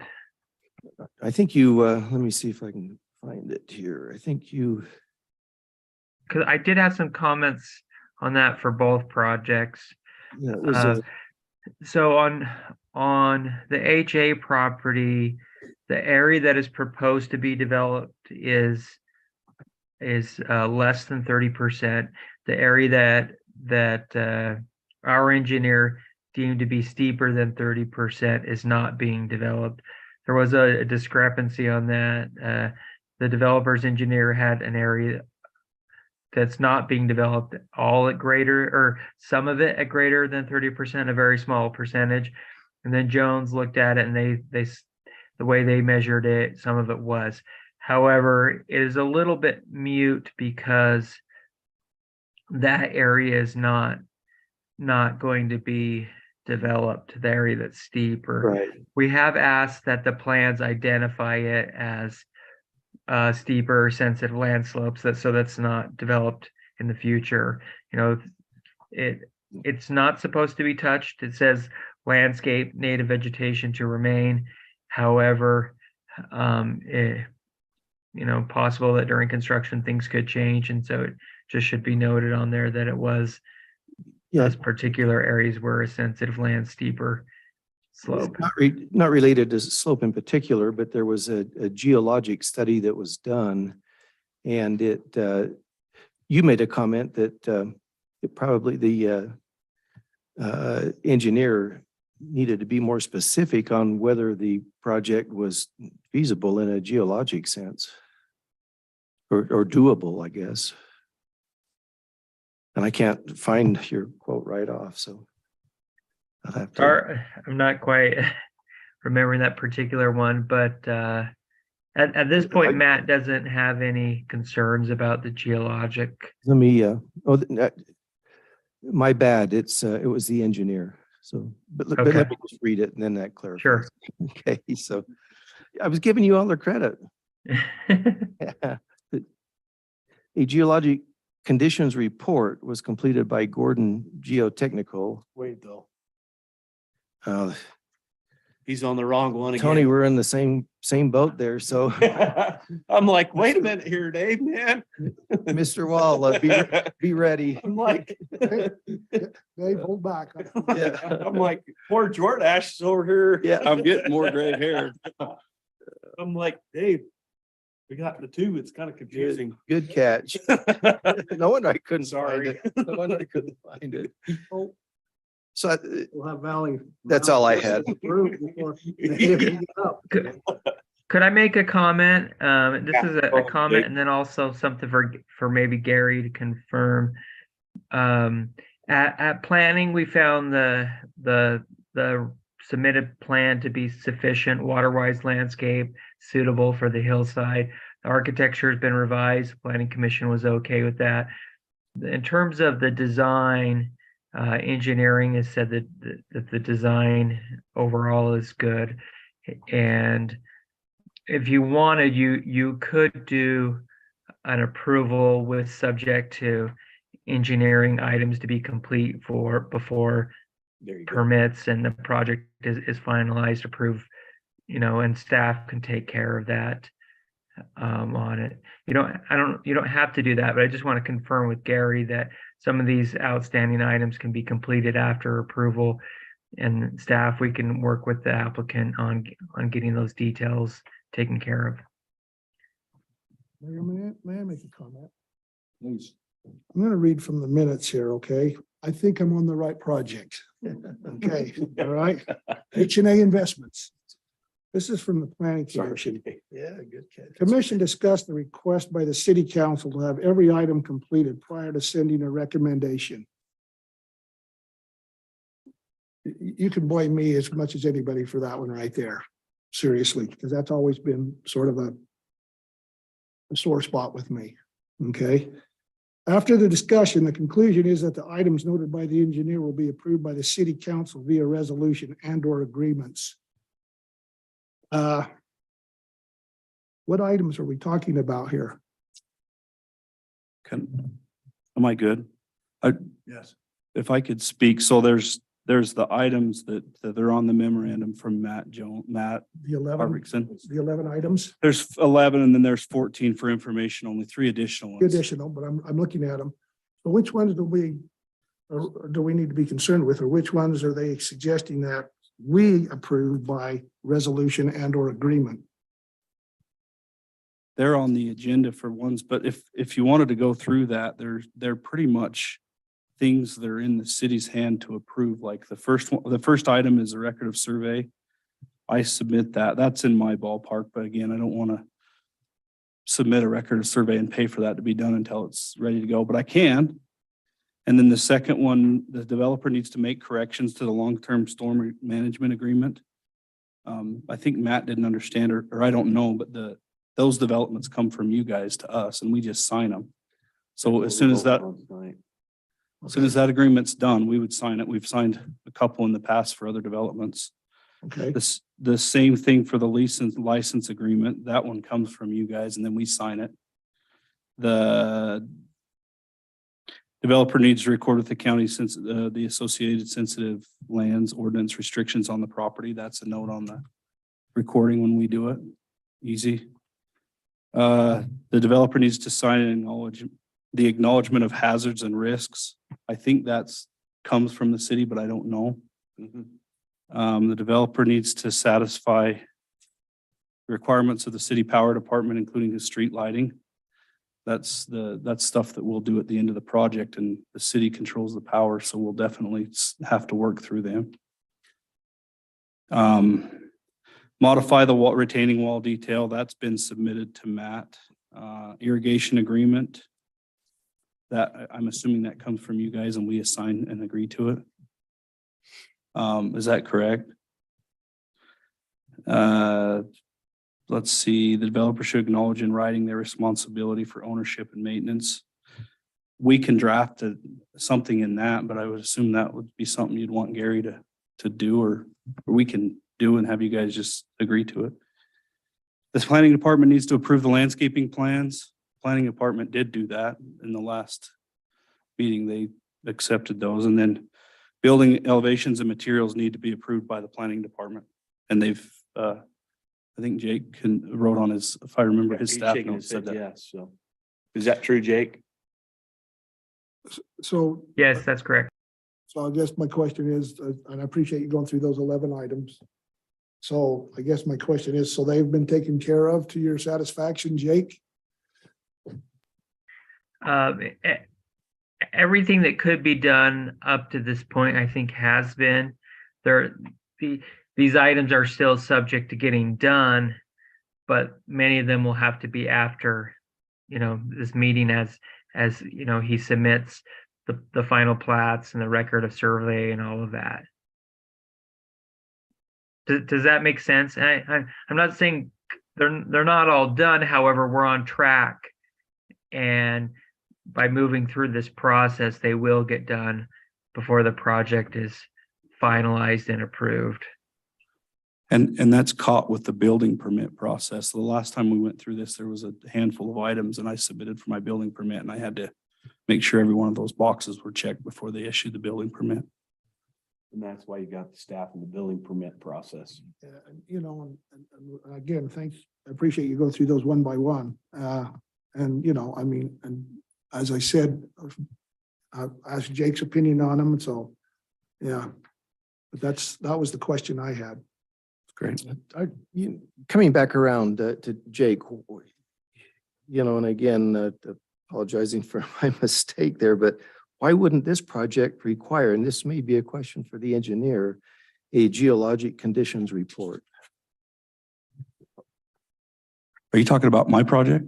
Yes. It did. We submitted a geotech report that was reviewed there's a great big long 3-page letter that goes through and it highlights every part of the sensitive lands ordinance. We did meet the sensitive lands ordinance. We were part of it. Right, but I think a geologic conditions report would be separate in my mind from the sensitive lands. It's the geological report addresses the sensitive lands codes and verifies that they're all being met. And there's a report out there that we can dig up, but that was part of the last time this paper was about 4 pages long, if you remember. And all of those items were individually reviewed by both Jake and Matt. So Jake, did you happen to see the report? I did. I didn't go through it in detail, but I did talk. Matt and I have had numerous conversations about the project and gone through it, and he didn't bring up any issues of Logic. concern. Yeah, Yes, okay. yeah, there were no concerns on the geologic report that would hold up the project. Okay. That was Thank you. done by CMT, just for the record. CMTs are geological testing firm. Mayor, if I may, Yes. that's also part of the building permit Mhm. process is referencing the The report. Okay, good. So let me see if I got this straight in my head. We have, if we do an approval, and not everything is completed, that's kind of common ground that takes place when the building permit's issued and when, if we give an approval, it's like, how do I word this? All the ducks aren't in a row yet, but they have to come in the row in order to proceed. Is that correct, Ty? Gary? So the items listed are administrative and not design. So in a subdivision or, required for whatever. That's kind of my take on it anyway, is before, if you've said, oh, well, we're gonna go ahead and approve the subdivision, but you're gonna go redo your design, then that would not be appropriate. Or layout or, right, this has some contingent things in it, but it's also not the building permit process, and so I think you're approving nothing in the subdivision is gonna change, right? That's kind of my understanding on it, even though there's some pending items. So is it my understanding that you're going to do both preliminary and final tonight, subject to these items? Is what you're That's an option. saying? That's an option. That's one of their options. And then, the other thing I don't know if it's my place or not, but on your agenda, you could take the other items first, item by item, before you give recommendation. Is that wrong, Gary? That would be fine. In fact, You know what I'm saying? So you got a licensing agreement, you got the stormwater agreement that are both listed here. And so, They'd be completed then at that point. yeah, because on our part. I'm just saying you could they're on the agenda, right? But if you just say, hey, we're gonna take this order, we're gonna take this item first, then if those happen to be part of the concern about these lists, if you go through that process, that narrows the list down. And then it gives you a little better idea of what's pending. Cause there are some big deal, right? Like if you don't have access because the license agreement on the road, that's one I would be concerned about. But instead of assuming what your council decision is going to be, maybe just take those items and It then makes see where you're at. sense. Yeah, it doesn't make sense to. I'm not saying I'm trying to push for final, but I'm just Yeah. saying Be just for closer. clarity, so you know where it is that you stand, because if either one of those items don't pass, Why would you give a? exactly, then those items I think would be one of those, we're not quite ready for final, maybe conditional, right? That's just Yeah. a process or. just as a word, typically, this council, because of the frustration with projects that would come to it and always be subject to some additional things that needed to be done, have indicated that they need to be done before they come to the council for final approval. Now, if we got them on the agenda tonight, it would be good to take care of those first. And then before you give the final approval, I think it probably would be good to make sure those are taken care of. Those are big things. Some of them are big things. Yeah. I think it was just a source of frustration at one time for the council because they kept getting these projects that were 3/4, 80%, 90% complete. And then they would approve them subject to, 5 conditions. And so somebody has to track those 5 conditions. And that was the problem, is that we missed a couple. So I comment would on, say to that point too, Gary, I think our processes are a lot better now in the city. Very much so. Because when that was happening, I think there was some just miscommunication. I'll say it that way. I think now the processes in the city have cleaned up a lot. And now we've got people who review this, and before that building permits ever issued, make sure that those boxes are checked on this stuff before it ever happens. And that's what we appreciate about the staff, about their diligence in doing this, of making sure that it's ready to go. Because that was gonna be my comment too. So even if you approve it with or without pending items, the responsibility to hit the ordinance and the standards still exists. So even with like if you approve something and then they go to work on building something, it's not a blank check. They still have to meet standards, right? So like the reference to the electrical department, that's gonna be installed.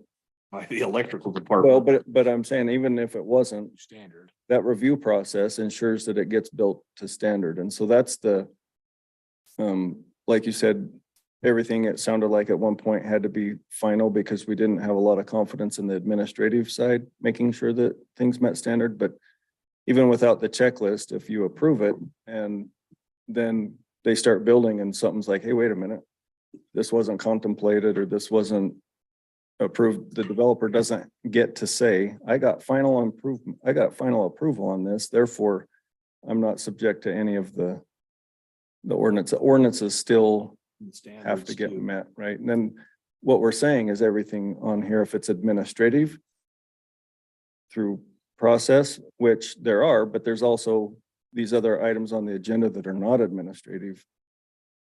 And that's what I'm suggesting is if you start there, we just see where you're at that point of what pending items. Your call, Steve. And maybe the key word you used a while ago, Ty, was the design.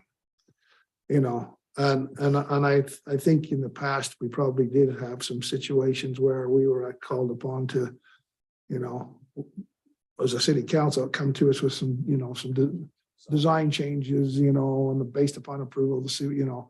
So I think that's probably a key word right there, the administrative separated from the design, so. And to be honest, I think the staff has put in a lot of time before it ever comes to planning or council. I don't know how many design revisions our applicants have gone through. Before it was like it wasn't as cooperative of an effort to make the best outcome, like. I think we've come a long, long way. Yes. Yeah, but so that's, Can I just make just one caution in giving final approval to a subdivision? It gives the subdivider permission to record the plat. Then lots can be sold based on final approval. And that's the goal of every developer, is to get that into place. So whatever you leave hanging, and this is what happened before, whatever you leave hanging, in other words, outstanding, just make sure none of it adversely affects any of those lot owners.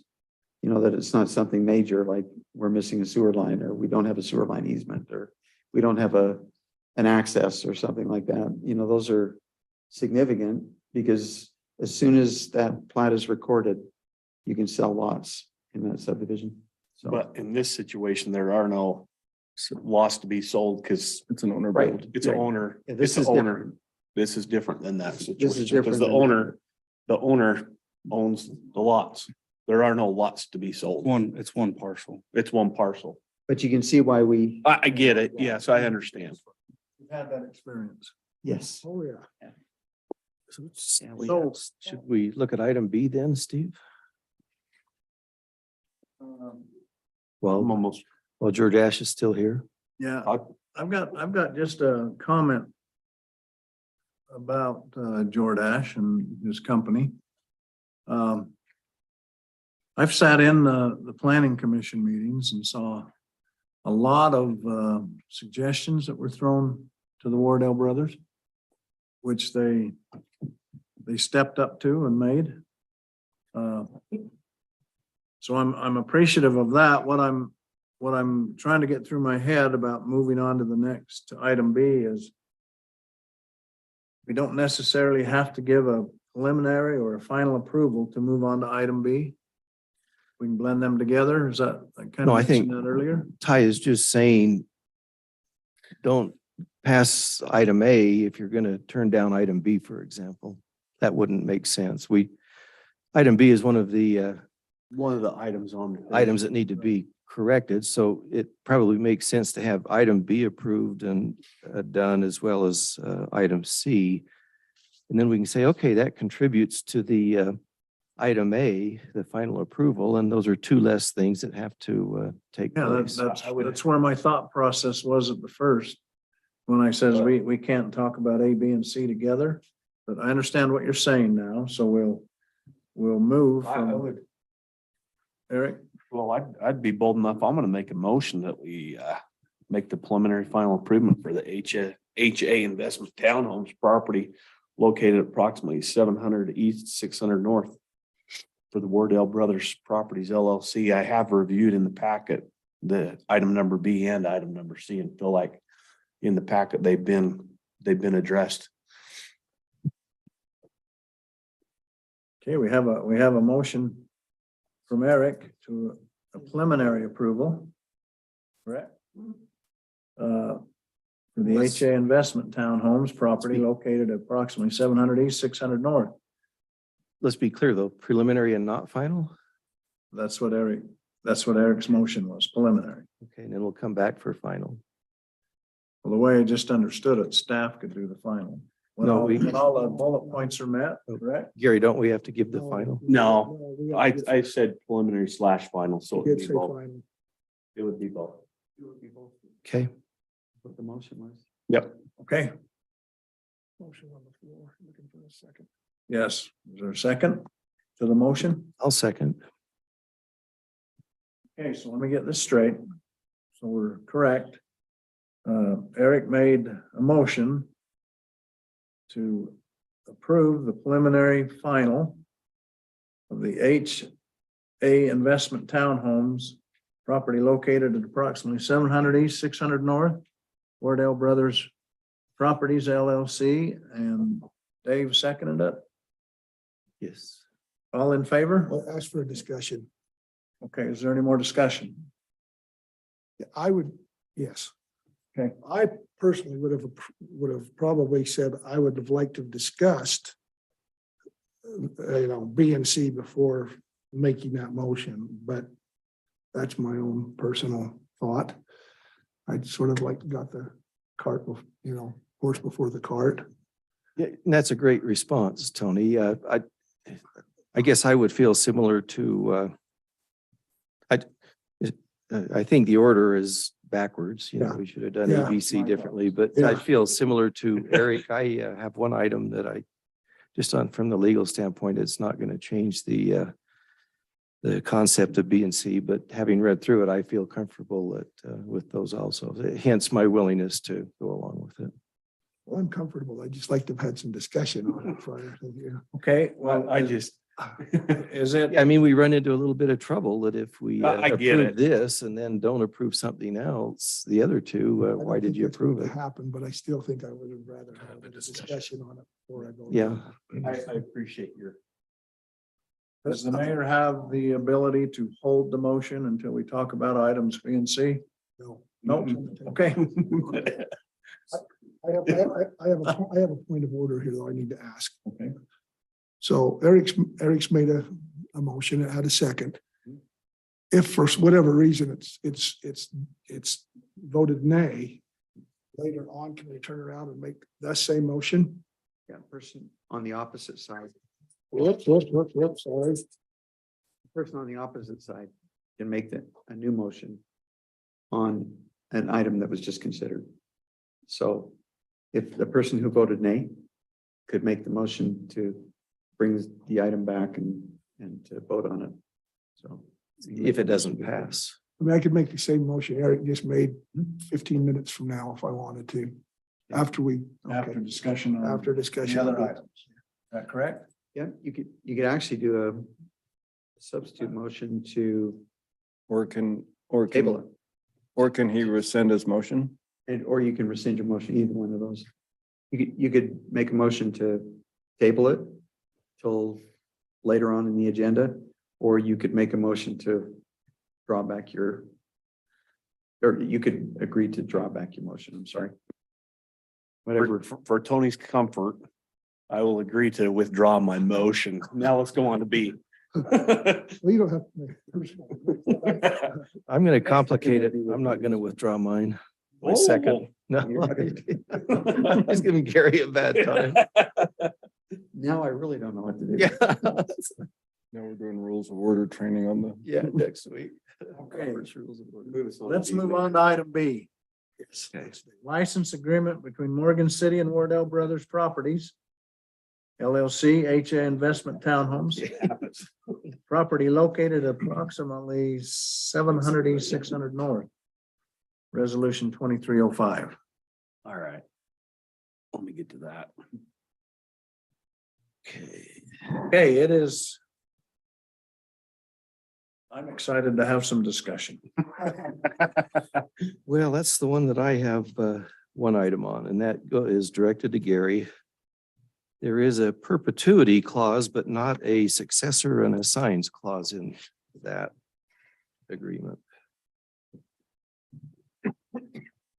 And I would reference the next item C, section 4 or section 9 has a nice successor and assigns clause that could be part of the resolution or part of the agreement, I mean.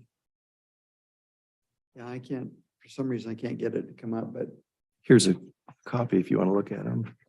if it doesn't have one, you could amend it and put one in. Okay, okay. And I guess again, just clarification, the perpetuity in my mind, again, goes to the contract where the successors and assigns would go to the ownership. So we'd probably want to have that in there. That's a good change. We can make that. Okay, You can approve it with that change in it. yeah, with that, Maybe we should just have somebody tell us real briefly what this resolution does. Yeah, I had the same thought, Eric. I thought maybe for the record, For the record. might be good to have Gary explain what this license agreement means. So, Yeah, yeah, license agreement it's a license is not interest in property. In other words, you're not conveying an easement. You're not conveying the underlying ground. But what you're saying is, and it really goes back to how this property was obtained by the city. So it still remains city property, but you can give a license agreement to use city property in a way for as long as you desire to be able to use it. You've done it one other time on Yes. the We did. road down to the River. river. Yeah, I think it was Brown, Yes. wasn't it, that did that, as I recall? And so what it does is it is like a license that you would get to drive a car. It doesn't belong to you. You don't have a property interest in it, but you can use it perpetually as long as you do it according to the conditions of the license. And so that's what it is. And what it does is it eliminates the need at this point to vacate the property or to surplus and sell the property. There were all kinds of questions as to how we obtained it originally, but right. as long as it remains the city's property, we can do that. And we've had this discussion in previous meetings. Yes, sorry. Quite a few previous meetings. Direction that we were headed, yeah. Yes. So Gary, here's Record.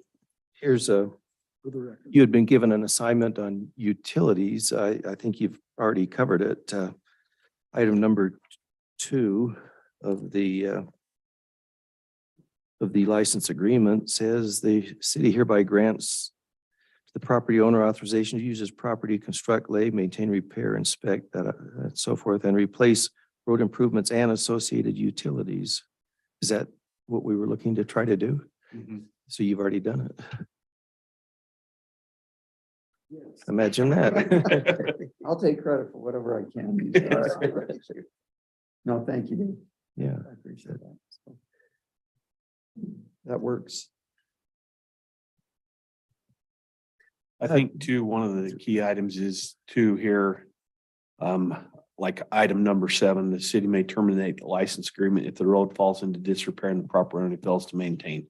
So really, it's kind of putting them on the hook to actually maintain the road, keep it up. So that's basically what this lease agreement's doing. So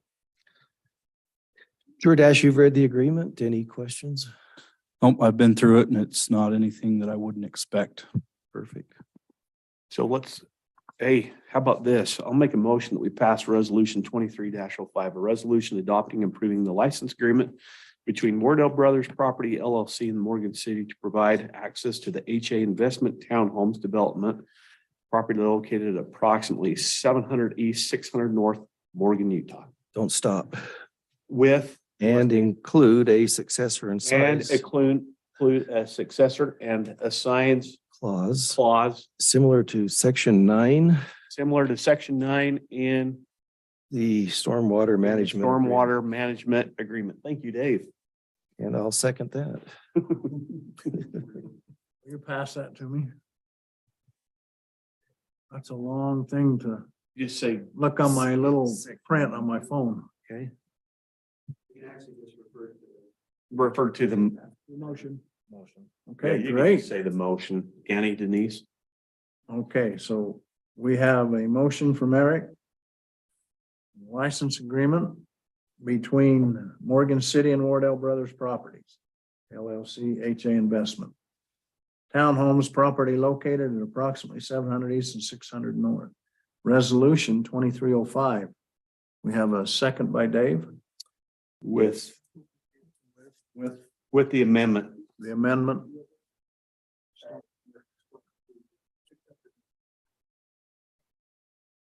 Okay. I'll state that with the language addition. All in favor? Aye. Any opposed? Okay, that was unanimous, Denise. Okay, now we're moving to item C. I can find that one on my phone.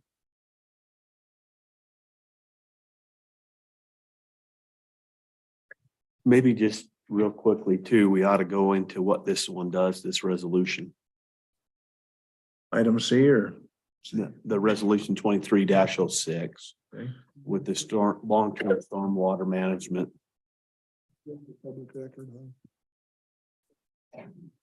Agreements are required by state law and also by whoever your stormwater authority, and I think it's the county in this case, but they have to guarantee that stormwater is properly cared for and disposed of. And they have to sign an agreement to that effect.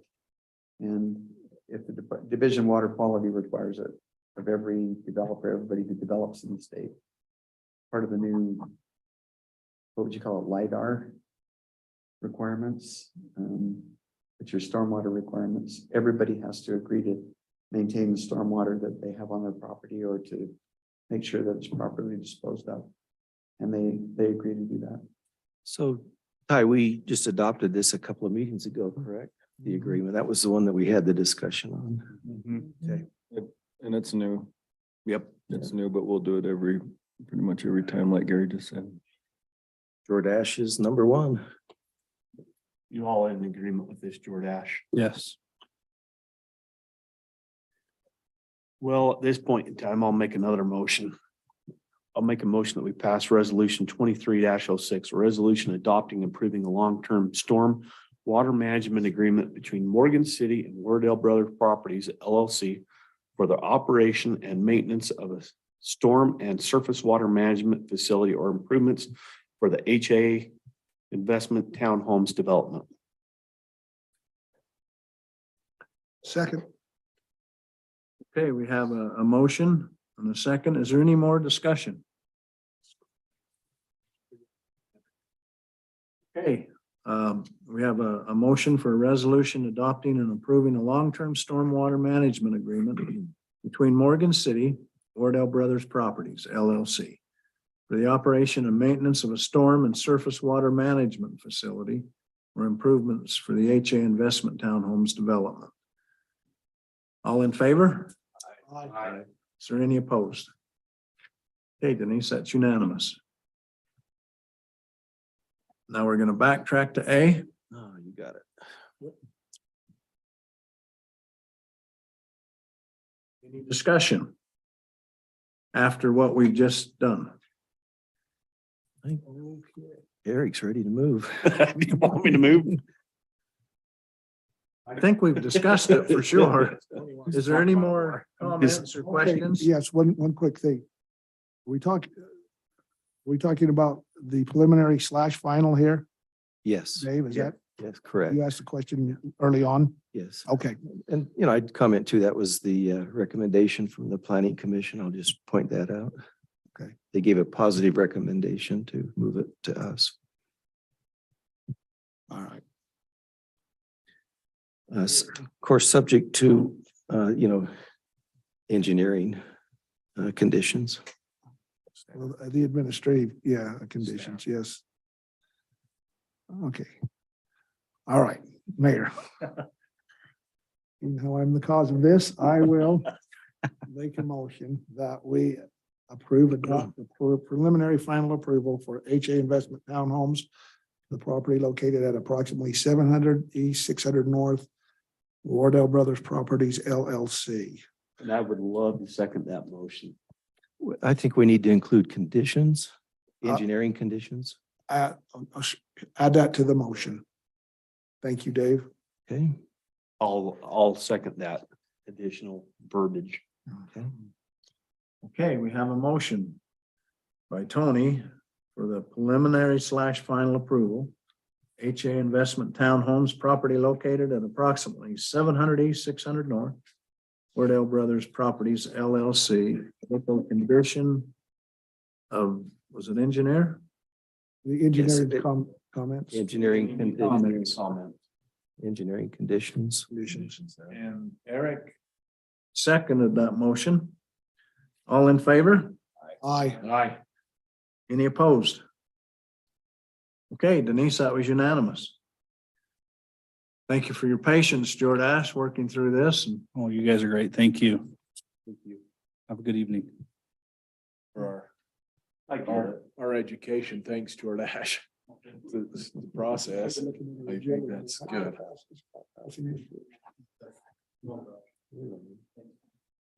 well, it's always good to learn, right? So very, very good, counsel.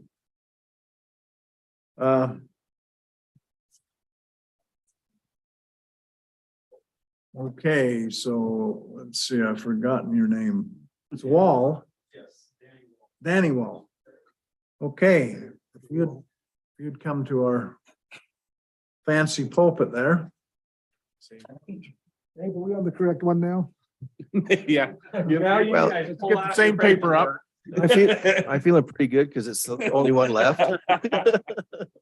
Unique that the two, the oldest on the council. It's good. Scrolling back and forth on this computer. I about needed separate papers. Mine's a little. I'm Go embarrassed. from one map to the other. I'm like, wait a minute. Okay, so item D is a concept approval of Valley Vista Estates.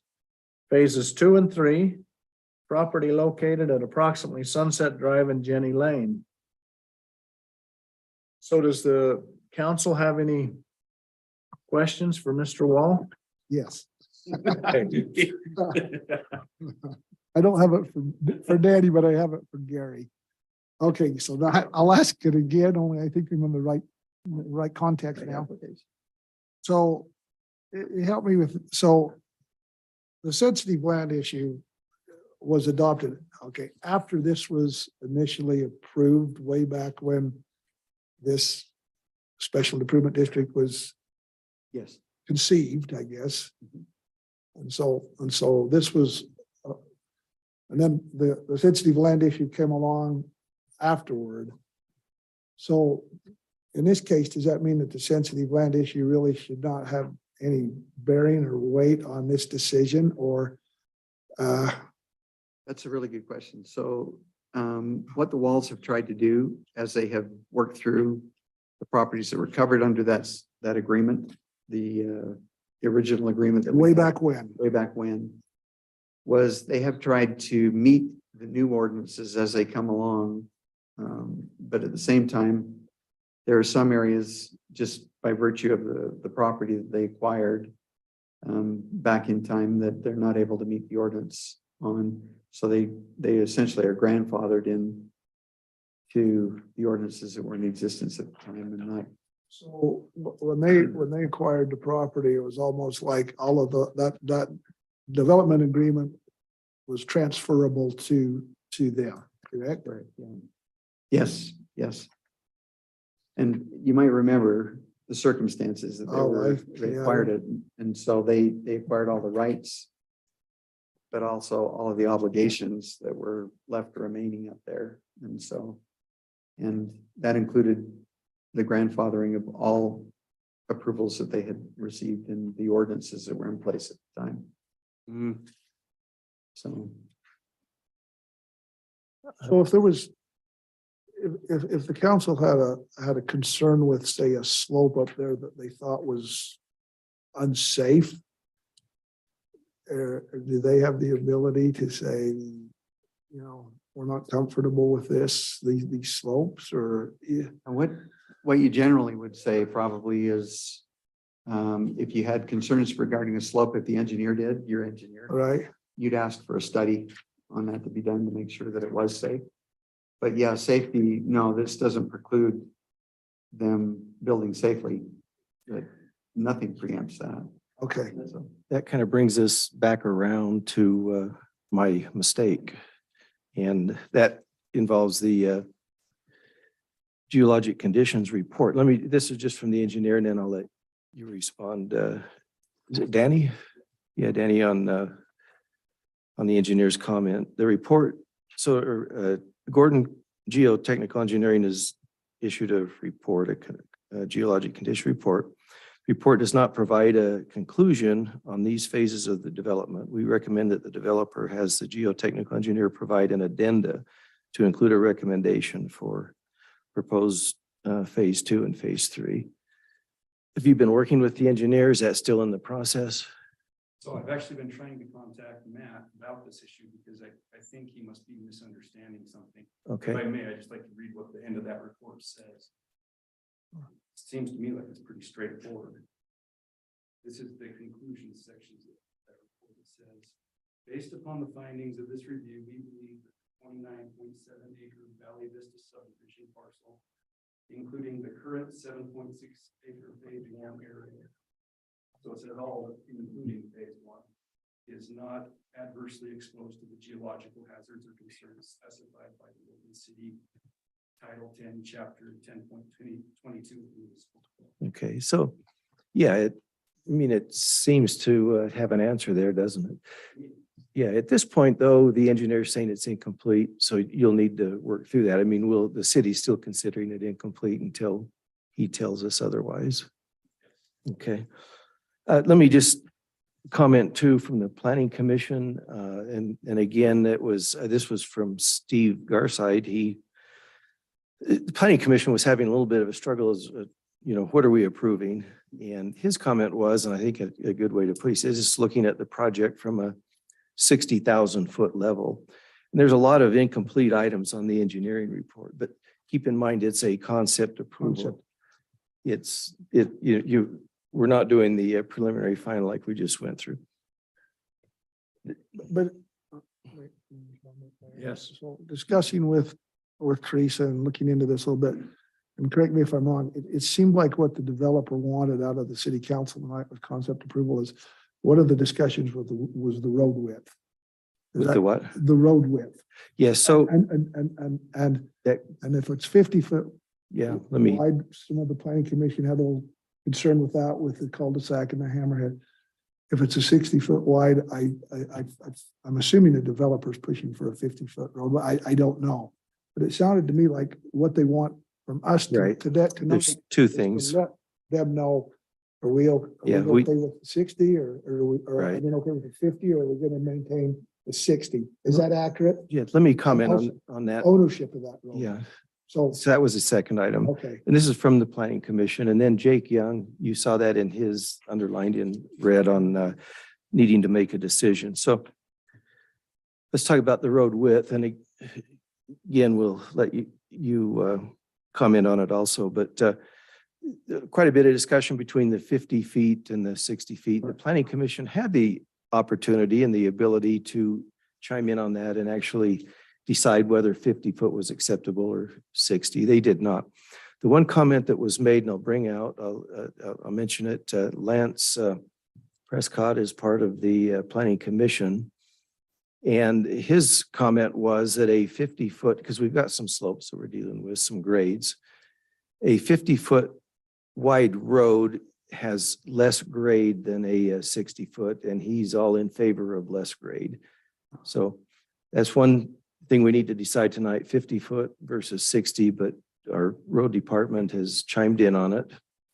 And then the second one is the And their thought was what, Dave? I'm sorry, the road department's thought was. Lance, who's Right. our road Right. person, is in favor of the smaller road because the grades aren't as steep, the smaller width. Also, and I was under the understanding that he was concerned about it for snow removal and that type of thing, so. Yeah, he didn't say anything there at the Planning Commission about, or did he? I'm reading, Dave, I'm reading from the minutes. Lance Prescott asked regarding the roads as being private or public. Jacob Wall stated they were planning the roads to be public. Lance expressed his concern with width request of 50 feet, cars on street and snow removal areas. Plowing with these obstacles plus the combination of grading and terrain would be a challenge. So I was sort of under the impression that he was not in favor of the. Yeah, he did not state that at the meeting. I'm just commenting from the meeting, but good discussion. This is the minutes. Yeah, good discussion and something that we need to consider then. And we'll let Danny talk. The engineer, though, has suggested private ownership versus public. That came out in the meeting. So back to the road width. What, any thoughts on that?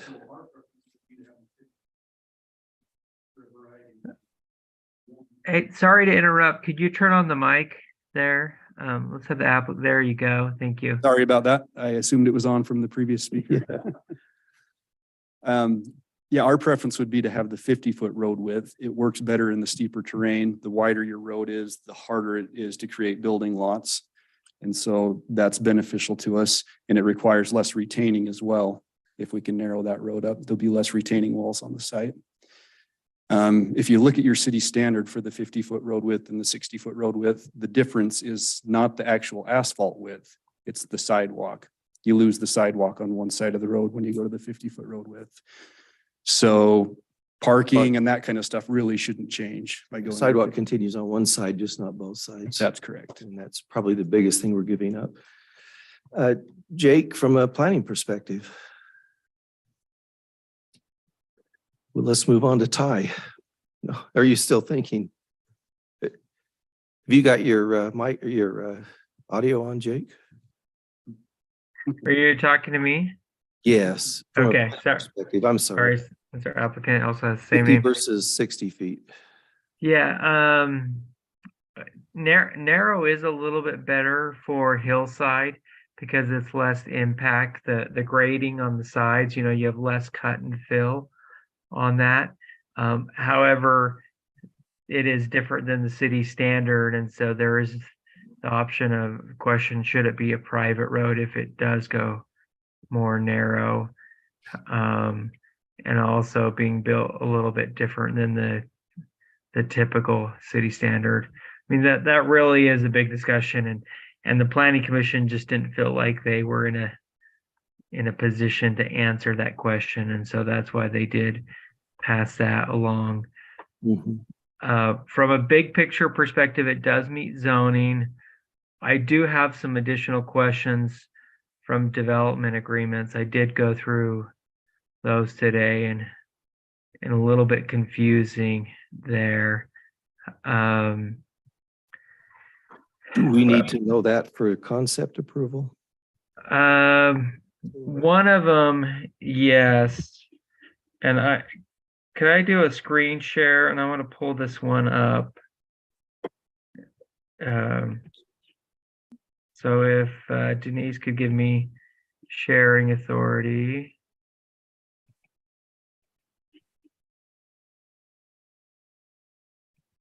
There we go. Okay. So let's see. And I don't know a lot about these development agreements, but I did highlight a couple things, and I haven't had time to completely research this since I got them on Friday. Okay, this one right here, maybe Gary knows something about this.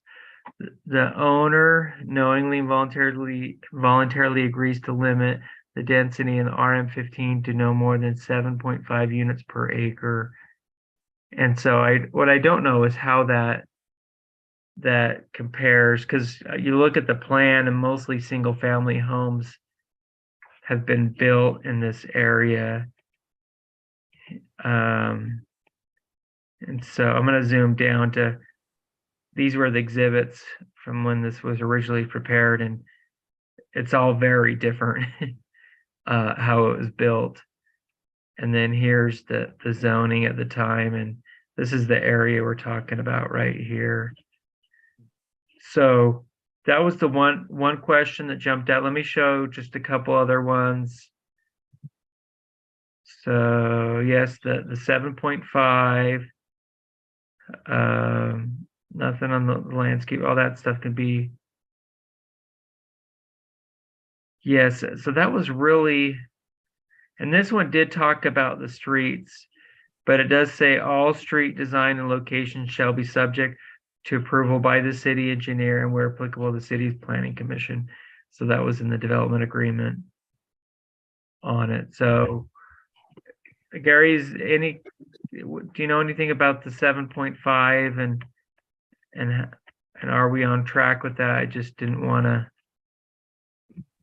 You're taxing my memory. I don't remember. Okay. What's the date of this agreement? So we didn't have that, Denise, in the packet. Is that correct? No, Jake asked me to send the development agreements that went with N.A. Morgan.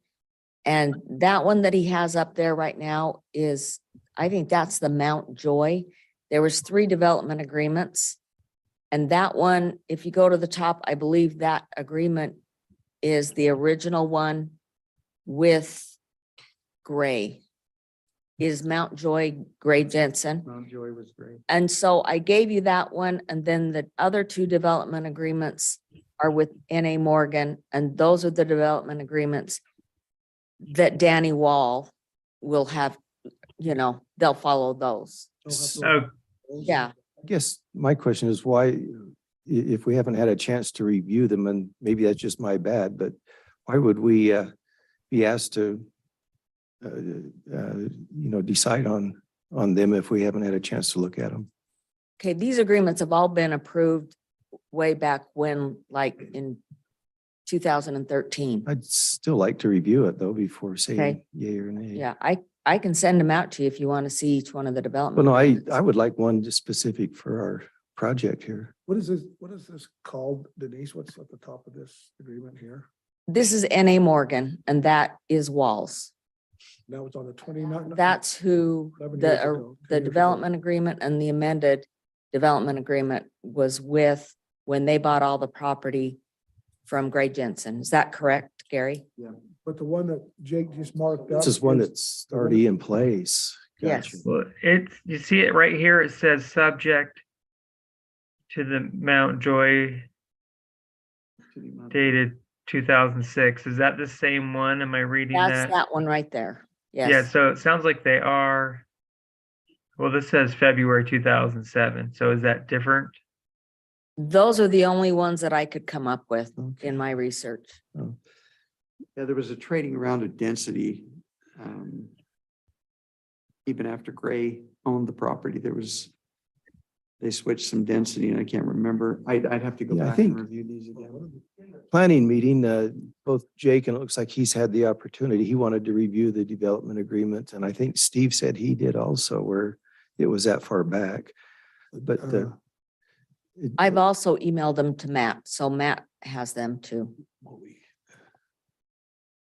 yeah, so I'm wondering if we, Yeah, it wasn't a development agreement. it was just if we need to, Mr. Garside stated it had been a while since he had reviewed the documents and did not want to give inaccurate comment or information. But it's probably been a while since Steve was familiar. He probably forgotten quite a bit about it as well. So Okay. it was only 10 years ago, 11 years ago, for heaven's sake. Let's come back to that, and that might be reason to hold up a little bit, but we have been asked, and not that I'd like to have the discussion on the road. I'd like to hear from Ty on that, as well as I'd like to go through the same process, listen to everybody, as well as the private ownership. So Okay. I'm clear on this, as I understand it. What Danny would like to walk away here tonight is if we do give a concept, he still needs to know what we want to do as far as that road's Yeah, concerned. or I Is that- think we could, Is that correct? So he can. even if the concept approval weren't given, we know where we were headed. I mean, development agreement, it seems to be a big part of what we're doing. I'd like to read it. I mean, is that true, Danny? That, I mean, if we gave concept, you still would like to know moving forward what we're talking about, because that would really depend a lot on how your preliminary drawings would look, correct? That's very true, yeah. Changing that road width is gonna have a big, But I kind of had a feeling that's why the planning commission kicked the can and kicked it up to us was so in fact, I've read in these meetings, that's sort of the reason was so the Why it's council, even here. why it's here, so that they want the council to make the decision as to the road and the ownership, and so they could, that's kind of how as I read through the minutes. So Gary, can we be specific and do just that? With that idea that, again, the council would like to see the development agreement similarly to either you or Steve or whatever, but yet can we make a decision on the road as well as without the development agreement being part of it? Yeah, I think you could. Okay. Yeah, in fact, I was just trying to look up state law. It changed the maximum width of asphalt that we can ask for to 32 feet this year. And so I was just looking at when that kicks in. I don't know what the asphalt width is on a 50-foot wide right away. Do you know? Does anybody know? Ty? I don't, Okay. I believe it's 30, but I'm not certain. It's not clear. I was just trying to look it up because it just changed. But Gary, that's the maximum, right? Maximum. You can go less than, You can go less than, but you can't go more than. and that's just the pavement width. Just pay. Yep. So if you're ready for my comment? Yeah, so let's hear from Ty and maybe let's just stick with the road width. So I think but I think both statements are true. One, the width of the road actually conforms more towards our sensitive land ordinance. So our sensitive land ordinance, when applies, encourages sidewalk on one side and less road width for the reasons suggested as the slopes, right? But but that doesn't mean our road department wants to plow them. That's, Right, and so, Well, if it was. but that's, right, exactly, and so on ownership, we would prefer that they maintain ownership, make it part of an HOA, like has been done in the other areas, for the same reason as slope. It's difficult. One, the slopes are difficult. Two, the snow storage, because you only have park strip, becomes a little cumbersome, and then keeping people off the street. So we battle that all in the city with such a small crew is, trying to work around, whatever you find in the street. And then there's other things like the hammerhead and stuff like that makes it, cul-de-sacs are difficult, but a hammerhead is a whole different situation when you're in a plow truck. So I can appreciate Lance's comments about saying, but I don't think that those comments are necessary. I think that's more about ownership than him being against the more narrow road.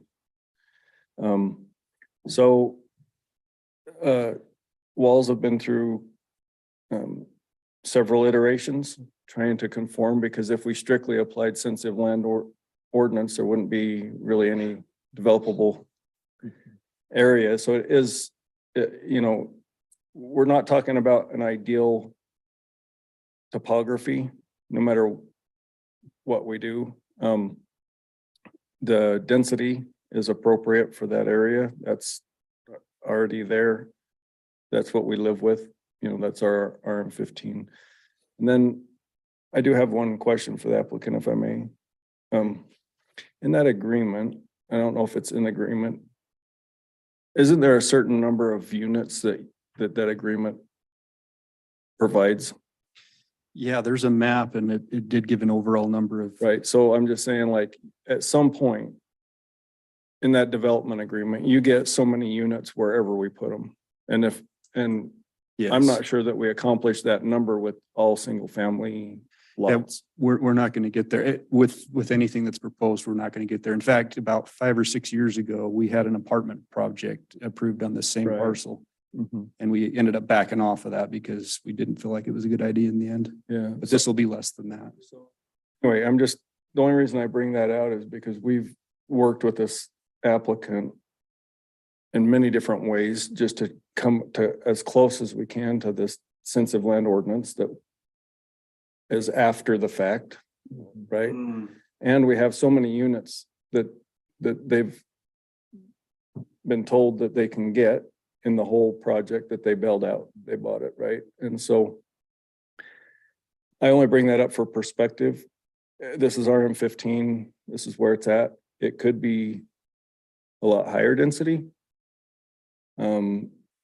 You know, if we say, well, here's the one spot that you can build, it would, in order to hit that number, it would have to be a apartment complex, basically, you know what I mean?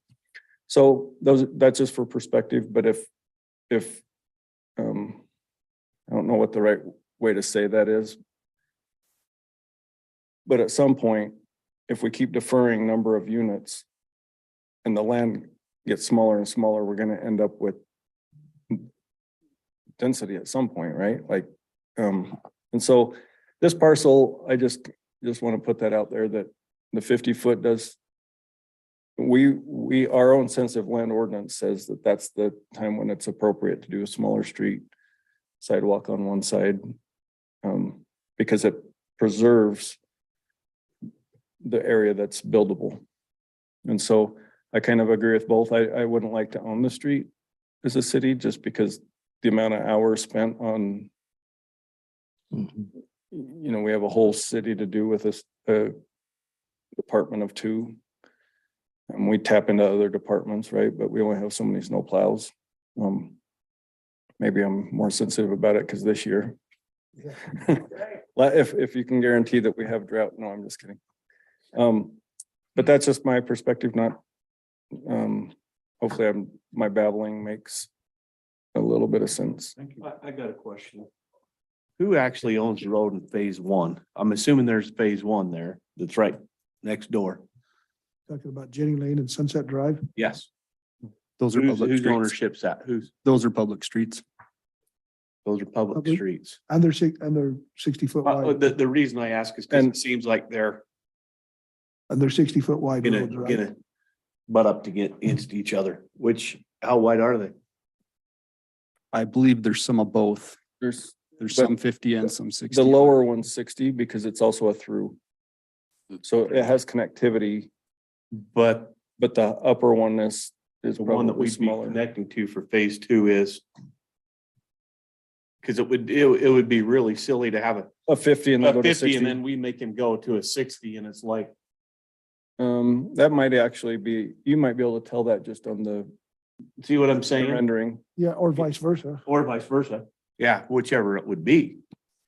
I mean, we can go look on Google Maps or whatever, but it's Is the Jenny 50. There's Lane a only 60 foot? sidewalk on one side of that street that. There's Jenny only- Lane, a 60-foot wide road. No, right away. Oh, Jenny Lane? Jake, Yeah, but we did a sidewalk, we only did sidewalk on one side. Of Jenny Lane. if we did a sidewalk on Jenny Lane, It looks like it's a 60-foot wide road on the map. Yeah, and Sunset Drive, and Sunset Drive connects. Jenny Lane is supposed to connect up above. There's another parcel up here. But on the cul-de-sac. And this other one, I'm not sure that connectivity is the biggest. I'm asking so we can just somewhat be consistent. Sure. Wouldn't the city work through that in the process? Yeah, we can compare that and make sure we're not. A bottleneck. It's not gonna be less than 50 though, right?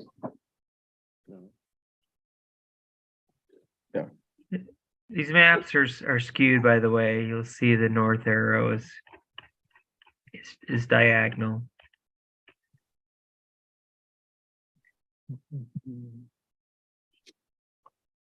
So Danny, what's your take on private versus public ownership? Well, ideally, we would like to have it be public. HOAs can be problematic. We'd also like to see it be a 50-foot road because of the slopes, so. And just, I don't wanna, go back and forth with the applicant necessarily, but sometimes when we look at the public, it's to provide throughput or connectivity. Or, some of our reasons is a little different than just, this is just a little spur to put it, a bunch of homes if you can. And then if you're claiming a bunch of open space with the rest of it, or you have this cluster development is a good, that's just kind of how we view it as, I don't know if you're planning any trails, open space, anything else on the rest of the land that's. We haven't got far enough along to be Right, thinking about that. But what I'm saying is that's probably the highest and best use of the remaining property is something foot traffic wise or some amenity for the density that you just put there, just recognizing we have lack of parks. We couldn't necessarily put a public park on that slope, but there's more you could do as an HOA as far as providing amenities and stuff like that. So anyway, Mayor, probably more of a planner question. Ty, or I guess Ty and Gary, so if we just went ahead and gave this concept approval tonight, obviously, before you get to preliminary, I was up there today looking at this particular piece of ground. You've got a lot of weeds to pick through on this piece of ground, but is this road width something that could be hammered out between the developer and Yeah, once we give concept approval? concept, you're not locked into anything. You're Right. just saying that this basic design works. Right. So we're not saying, nope, go back and make it 4 roads instead of 2, or, we don't like the lot size or the frontage is a big issue, right? You're just saying in basic terms. So I guess what I'm saying is, so ultimately, if we gave concept approval, the width of the road would ultimately come down to a decision between staff and the developer. Well, no, it'd come back, right? But we would work on those concessions. But I think that Eric makes a great point. It's just to make sure that that road's not less or more, or not wider than the one that it's connected to. Or Yeah, or vice versa. Well, it's okay if it necks down. Like if you come off of a big road onto a smaller road and it doesn't connect anything, or it doesn't create that situation that you're talking about, because we went 50, if there's no, up above there's no connectivity potential. But two, I'm thinking even the sidewalk, if there's sidewalk on one side and then we all of a sudden are making it sidewalk on 2 sides, and I just like to see it consistent where For what's below, right? Yes. But it's connecting to. Yes, because I've seen places in the city where we've made them put in curb and gutter and there isn't curb and gutter touching the thing for half a mile, and Fox Point. yeah, there's curb and gutter and the road's like 60 feet wide and the rest of the road's like, Yeah. And I think it's not even close. I think this does accomplish that. I think that there's still some issues like the hammerhead and there's some other, it's not done, but it's like how much effort do they keep putting into something until we got a concept that And I get that and I respect that too. So Well, I really, there's a lot of work, you know, as I said, there would be. I went up there, took a look at it today. There's a lot of work to be done, and I realize we're just talking about a Yeah. concept approval here One- today. one of the- Just for perspective, one of the earlier concept had more of a road that, a long stretch, right? With no connectivity to it.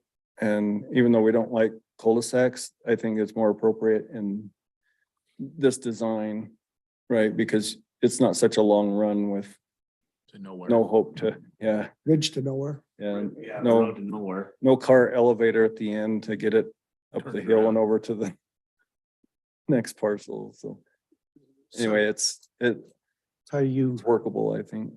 you mentioned concept, wouldn't Lance have had input into this concept? I mean, it sounds, his comments, keep ringing to me that, it's something he doesn't want to deal with. Or doesn't want to have. Yeah, I would agree on ownership. Mhm.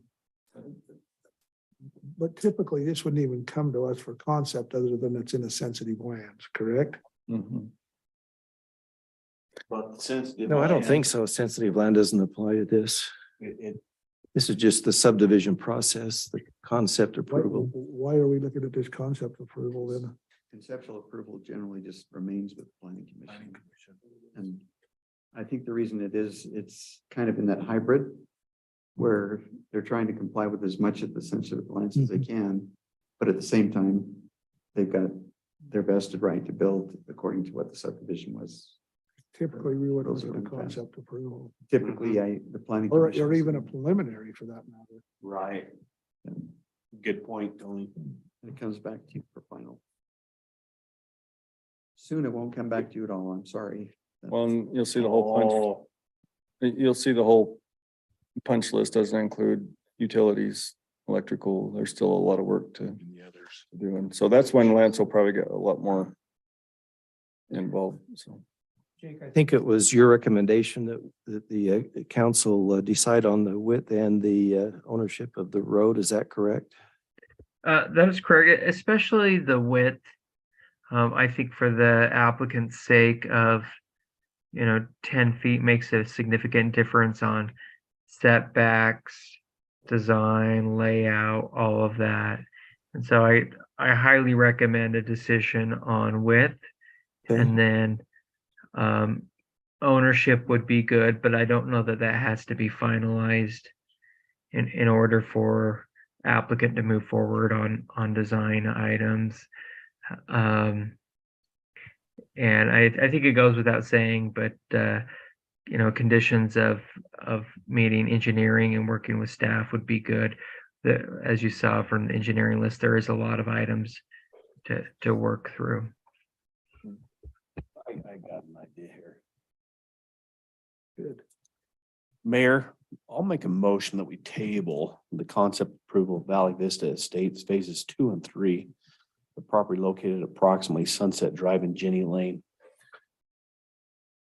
The reason I want to table that is maybe we can get some information on the existing road width up there. What, if it's 50 with the sidewalk, what exactly is there? Also, maybe to get the information out of your, the previous, development agreements. I'd like to maybe see those to Dave's point so that we could review those. And, just get us a little bit more information. And I make that motion that we table it until April 11th or the 25th. I would assume we could get that information by April the 11th. So I'll table it until the next meeting on April 11th. There's my motion, Mayor. I'll second it and then I'll state why. I'm still confused as to what planning commission, which way the wind's blowing on this, particularly with our staff. I mean, in one sentence, I hear that at 50 feet makes sense on a slope. I get that. But then I read in the minutes where we have a concern with snow removal and snow. So I'm a little bit up in the air on which way to go. better for the city. And I'm hoping that maybe by tabling this, we can get a little bit additional information and to help us make this Yeah, maybe decision. Lance could give some more, Yeah. be more specific.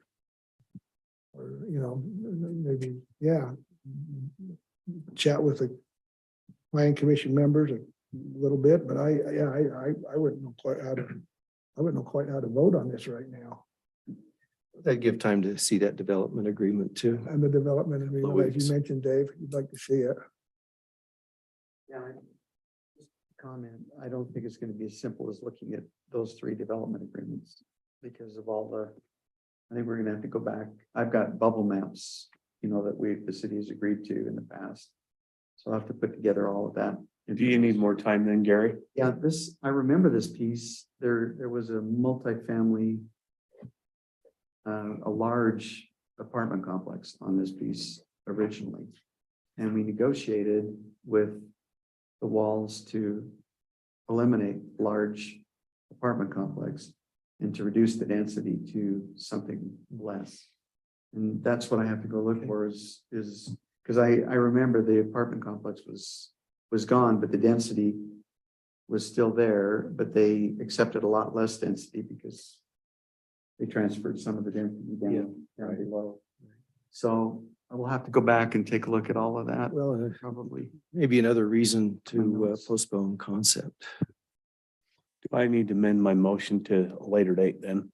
Then I'll amend my motion to April 25th. You good with that, Gary? I'm okay till at the 11th. I don't have a problem with that. We just need to go back and take a look at what happened. Then I'll keep my same motion. Sorry. And I apologize for kicking the can down the road, but Can I ask, I'm in the middle of the motion. What is the density right now? Is it 115. 15? So it's. So what, for Mr. Wall there, are we in contact with him on some of this information that you're collecting? I mean, does he just have to wait till the 11th to? No, I'll go back and take a look at my records. Yeah. I've got records at home. It was a complicated negotiation Yeah, back then, but. Yeah. So I'll go back and take a look at those. okay. So there could be some communication between us and Danny there. Is there more discussion? I mean, if it's really important that we come out of this meeting tonight, giving them a direction on whether a 56 or a 50 or a 60-foot roadway. I don't know how to really respond to that tonight, so. That's why I seconded Eric. I think I'd like to hear from Lance on that. Yeah. If it's 50 in private, maybe it's doable for him, Yeah. Do it 20 if you want, as long as it's private. Or if it's 50 in public, I mean, I just don't know. So.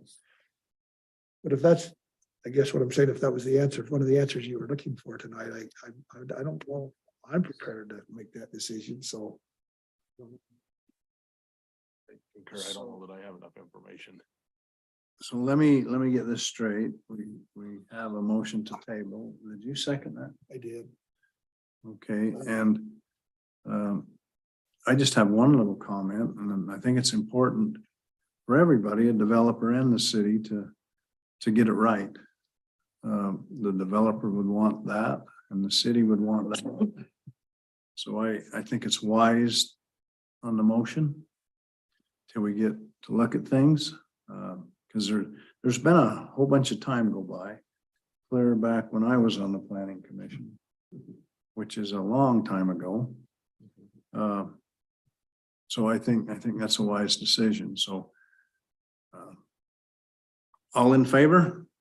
Aye. Any opposed? Okay. Denise, that was unanimous. I don't apologize for holding this process up, but we just want to make sure we get it right. No, I understand. Yeah, I don't have a problem with that. I want to get it right too. That's why I try to go to the next meeting so that we're not putting this off for months on end. I want to get this done, taken care of. That's why we. I do Hopefully- appreciate that. Hopefully we see some ground up there, not just white. Open a ski resort instead. I'm just hoping my house is still there. Jenny Lake was not plowed today. Not got stuck. Yeah, Man. so thanks for your patience. Yeah, thank you. Appreciate it. Danny. We appreciate it. It was funny because you said lake. It's in the Tetons, Jenny Lake. Yeah, Jenny Lake. That's Right out of, yeah, it's a nice hike to it. There's several nice hikes. You know, when you start to think about it, it'd be nice to. do direction at the same time. Well, it's, Too many. you got too many conflicting, for me, it's a little conflicting. Okay, let's move on to item E. Bid award 2023 street maintenance project, resolution 2307. And I know in all of these papers, I saw that bid. It's way down there. It's way down there. It's 69. Thank you, Jeffrey. You keep me on the. Well, Denise, could you do that from now on? Could you give us the page number on our electronic devices? Jeffrey and I are sitting here doing. No, I just. it's 65. 65, okay, I'm sorry, I just kind of kidding Denise, but. I need a lot of it. Ah, I I got just it. found it. One map to the next. Okay, let's 68 is the bids. Yeah. It's sideways, so I'll turn it right side up. Sorry, Mayor. I wore the wrong shirt. I can't take it anymore. Okay, let's begin some discussion on this. If anybody has any comments. Or we'll turn it over to Ty. On the bid award. Mm-hmm. So the bid tab is in the packet. This is just our street maintenance project. We haven't done one for a couple of years because of our other road projects, sidewalk projects and other improvements. So we're trying to get back into preserving some of our roads. So this is basically just chip seal. If you're interested in where, it includes Island Road and Meadow Creek Way, Imperial Drive, Rose Drive, 100 North, which we just finished improvements on. It still needs chipped. Island Road, we resurfaced, needs chipped. And we, again, got really good pricing. We feel good about it. Is this part C money? Yeah, BNC road money. Yeah. Mayor. I am prepared to make a motion that we adopt resolution 2307. Resolution authorizing an agreement with Staker and Parsons Companies for the 2023 street maintenance project. Authorizing further negotiations and change orders necessary for the completion of the 2023 street maintenance project. I'll second that, Mayor. Okay, you turn that for me because I don't have, I guess I can just state this. Right here, if you will. Okay, we have a motion from Tony. To accept the bid award of the 2023 street maintenance project, resolution 2307, and a second from Jeffrey. All in favor? Aye. Any opposed? Okay, Denise, that was unanimous. Steve, I recommend we talk about G before F. I will, if we move forward, he will be part of that compensation schedule for employees. That makes sense to have that in place and then talk about his business. I would second that, Mayor. That does make sense. Okay, let's reverse G to F and F to G, move it forward or back. And I saw that also in here somewhere. Electronically. So there's also, I put a new schedule on the table. It was, The only problem is it's pretty small print for us old guys. it's the same numbers, but when you get to me, I'll explain why. Let's get to you right now. Okay. So this little tiny one, I printed it on bigger paper, but it was the same size, so I just brought smaller, but the same size paper. But the This one in one? the packet, This road. yep, has little words on the top. So, just those 4 statements also reflect what the change in the pay schedule is. And then the sheet behind it, which I forgot to put in the packet, is what those ranges look like in a step system. The other thing is the one in the packet does not include the seasonal building cleaning and crossing guard pay schedules. This proposed schedule, it increases the range from 30% to 45% from minimum to maximum. And it goes from 12 steps to 16 steps. So that you can see the 16 steps on the back, the second page. And then each step is worth 3% difference in. And then those on the second page, it kind of gives you more of a visual of what this part means, but from steps 1 to 6. So if an employee starts at step 2, each year they get a step until they've hit step 6. And from 7 to 11, it's every other year they get a step. And then from 12 to 16, it's every 3rd year. So that adjustment basically means if you start on step 1, it takes 30 years to get to the end of your pay scale or a. And before, when we had a 12-step, that wasn't, it was steps 1 through 4. And if you see what I mean, I just readjusted that time frame so that you could get to the end of your pay scale in 30 years if nothing else changed. I talk about the value of steps. I mean, why even have them?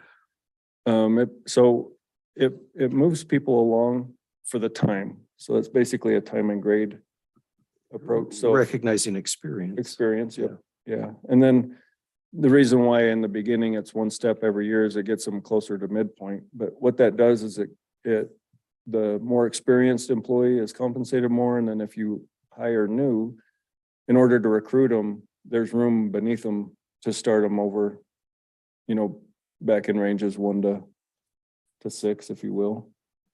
And in the past, we didn't have a consistent way to keep employees paid. So when we recruited new, we'd pay new employees more than we paid the current ones with all the experience. If that makes sense. And then, again, just to reiterate, the positions in red are new. So those are new positions. We don't necessarily have employees for, but just creating the pay scale to accommodate the future if we add another position. The other thing is we don't have an employee in every one of those positions on the pay scale.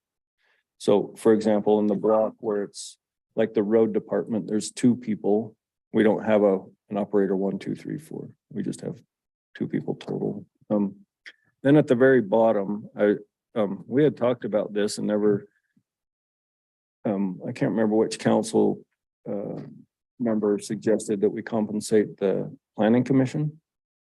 And so this implements and I forgot to bring this up last time, but basically planning commission members, I just proposed maybe a $45 per meeting. There's 1 planning commission per month. And then Attendance required. well, it compensates them for the meeting. So if you're. Right, but they have to be to the meeting to. Yep, collect the exactly. Yep. Gotcha. And then we would it wouldn't be paid on a monthly basis. It would be paid annually. So in December, like when we do the, bonuses and the Christmas gift cards, just so it's not, I mean, for a $45 payment, it's more work to put it into payroll.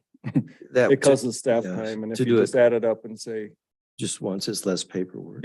Yep. and we'll just keep, At one time, we had talked about doing gift cards in lieu of the money. Did we ever do that? no, so one of the things we need to be careful of is avoiding income tax, just taxable income. And gift cards are really difficult to just say, here you go. It's not an attaboy, it's a assignment.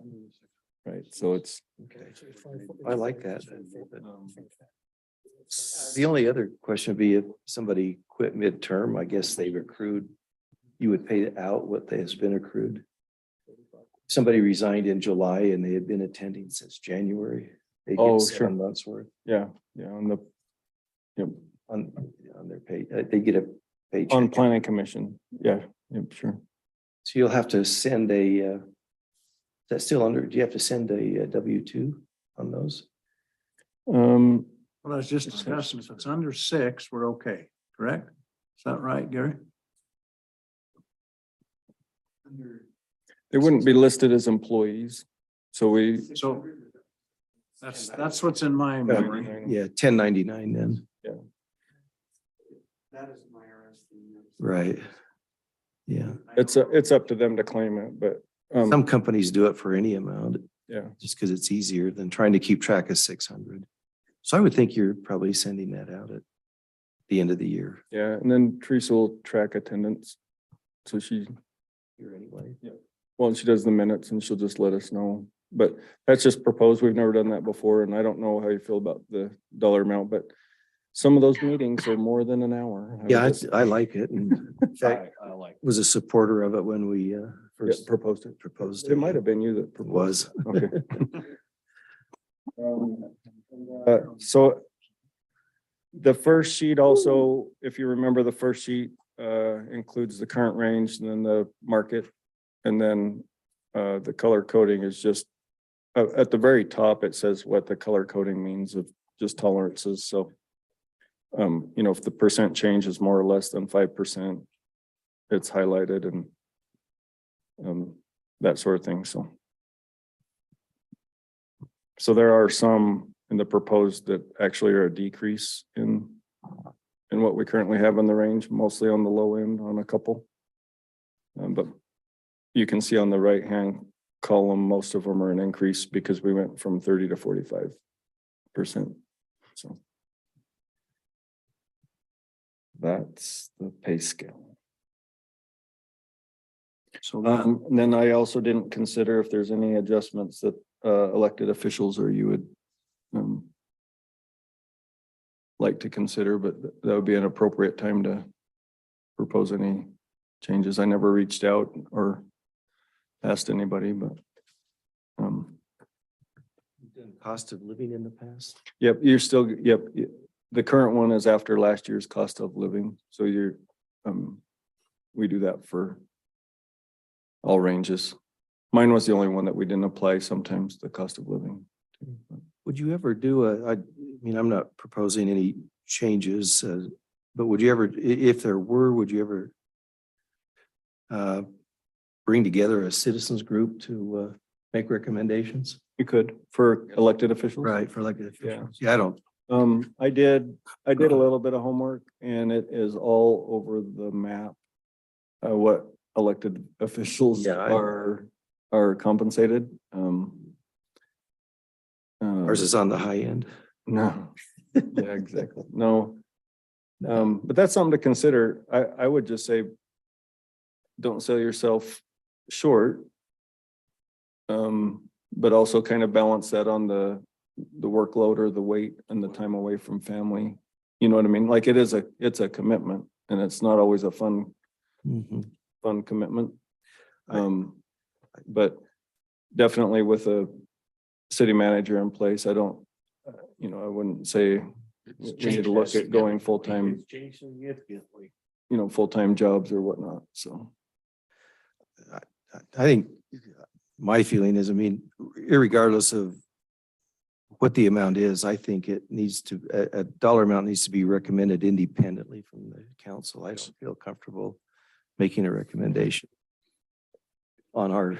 On ours. I'm like, Dave. Yeah, no, I'm happy to, It's up to 2,000 a month. yeah, Being those guys. been there, done that, right? But I also look at it that it's actually a volunteer position. Some people do, yeah, some people do. So There's a that's volunteer that's part of the element to it. great thing to serve. The service side. Gary's been a volunteer all his life. And you bring up a didn't know good, that your compensation You know, included you voluntary. bring up a good point, Mayor, though, but that's something to be cognizant of. If people are running for elected office just for the pay, then you know, it's just like an employee that's not engaged in the service part of and bettering the, To yeah. be honest, I didn't even know there was a salary. Well, we forgot to exclude yours before your first. Yeah, meeting. well, what I tried to do is to renege it and to not take it, I know, and then you complicate and violate all kinds of other rules. which I was told I can't. You don't want to do that. So therefore I was buying lunches and found out that's a no-no. So, I'm in hot water. After today's training, what are you gonna change? Might have to resign. So I had one question on the proposed range, the far right one. When it's a negative number, that means they'll be making less than they are at this point? The employee won't, but the earning potential is less, yes. And some of those are, so if you look, there's only 3 of them. Yeah, I can't, I need your magnifying glass. Yeah, so what that basically means is that the current salary range we kept. Or no, we reduced, but it's still not. So if you go to the middle column, this is a better way to say it. In the middle column, you'll see that those were already above market. Where the ranges were already above market in the middle. Okay, this one? Yep. In the green, so if you go, you know, to the right where it's red, if you look to the left in the middle, then those ranges were already above market. So what that means is on just office tech, on some of the, you know, Seasonal, maybe? yeah, or I don't want to just say straight out of high school, right? But no work history or anything else. It is a decrease from what we used to, but their earning potential is in other positions that have the higher range. So they're not locked into a lower. It just, when you market adjust, you go up and down. Yeah, I mean, the market's the market, and that's what we want to be competitive across all wages. All wages. Yeah. Yeah. And so even though it's a decrease, if you look in the next column, it's still 5% above market. So just take office assistant, for example. The top end was 26% above market. We reduced it by 12%, but it's still 5% above the current market. So I feel good about where we're landing. Okay, I was just thinking we're gonna tell people I have a decrease Nope. paycheck and Nope. So all the people, so if you go to this, if you go to this one, that, no, I don't have. well, anyway, the employees exist somewhere in that pay scale. We're only talking about pay scale. But nobody's at the top of their range. Nobody's at the top of their pay scale in one of them that got reduced. I have one question. Okay. Could you put this in a little smaller font?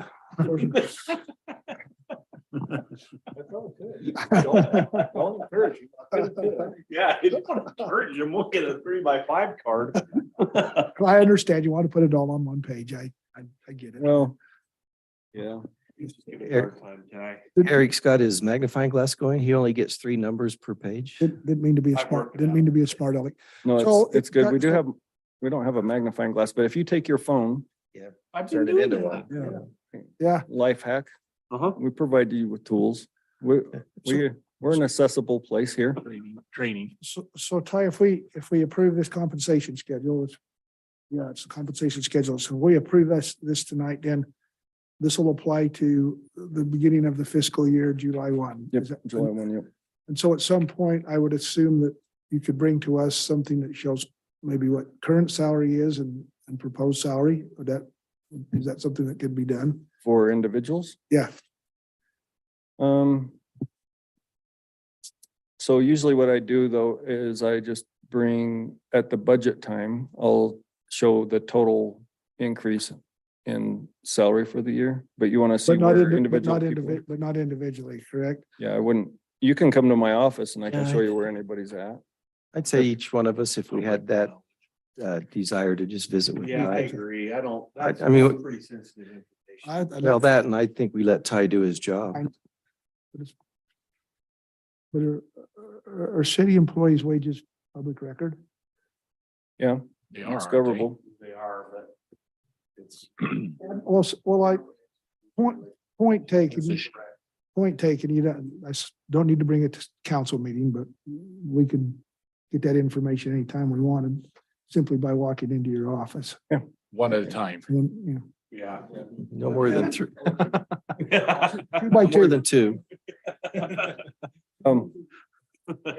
So it's not that it's secret, but then the natural discussion is based on somebody's performance, their character, their, all the other reasons, right? So, I would just be curious to see what steps they're in. That's all I would kind of be curious Yeah, yeah. to see. Yeah. I found, the other challenge is because we are so small, we literally only have one person in a whole thing. So even if we displayed it without the names, it's It's not hard to difficult pick to out. figure out who the roads person is, right? Sure, okay.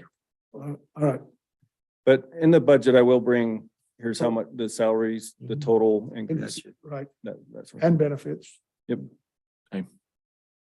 well, I found something this morning at 2:30 when my mind was spinning that had names attached to it and their salary. It was just public record.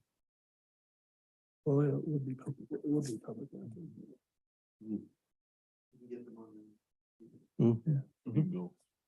Like to know.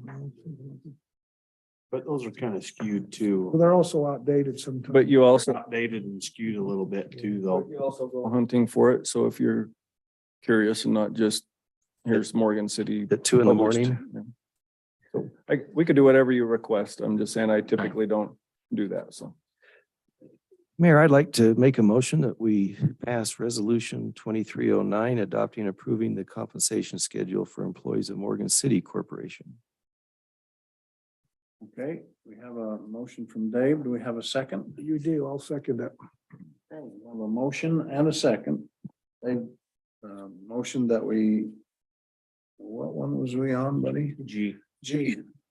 Compensation schedule for employees of Morgan City Corporation, resolution 2309. Tony seconded. Is this an A or an A? We can just, yep, it's a resolution. Okay. It's money. Yeah, it involves finance. Good point. It is. Great. Yeah, Jeffrey? good point. Aye. Tony? Aye. Eric? Aye. Dave? Aye. Okay. Denise, that was unanimous. Now we're going to F. City manager contract, July 1st, 2023 through June 30th, 2025. I thought you were going to close the meeting.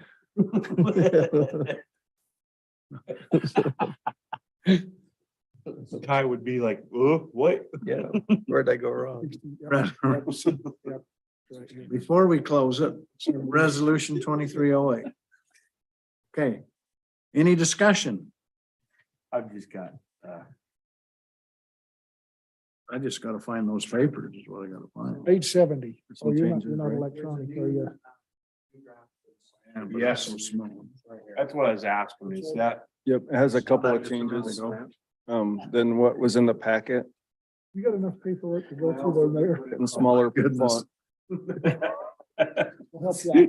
I'll help you out here. There it one is. of these days he's gonna come and it's gonna be like, we're gonna have a sheet like this, there. I was gonna say, I'll look up. He's mine. even got the Okay, you got font it. size. You got it. This is actually the first meeting that Denise hasn't gave me all my notes. As you can see, I'm in a mess. That's why we decided to change the order of everything. You're not like Dave and I, who's on the wrong. You gotta, Okay. you gotta get some more experience to be as good as me and Tony. I got one more question for you, Ty. Have you read through these changes? Are you good with them? Yeah, so actually the one that you have printed was the last copy.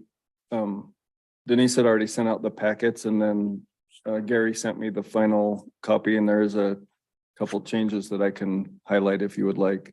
This is the Yeah. this is the real deal. Okay. And those have my final comments on them. And I can go through those if you'd like. We don't need a closed meeting for that. No, No. well, not unless you want one. Terms or something that you'd like to, You have to approve it in public. yeah, you have to still approve it in public, but Approve the resolution, you can't do it in a closed meeting, but you can discuss the contract if you want to go into closed Okay, meeting. why don't you, I'd like to hear what they are, Ty, if you would. Yeah, I think, I'm kind of sitting here thinking, we're in a public meeting. I don't know that we necessarily need to disclose all of this. Is that We already okay? have. it's in the packet. I mean, we have in the Public, packet, it's- right? So it's already. But I- public. We would be okay to go into close.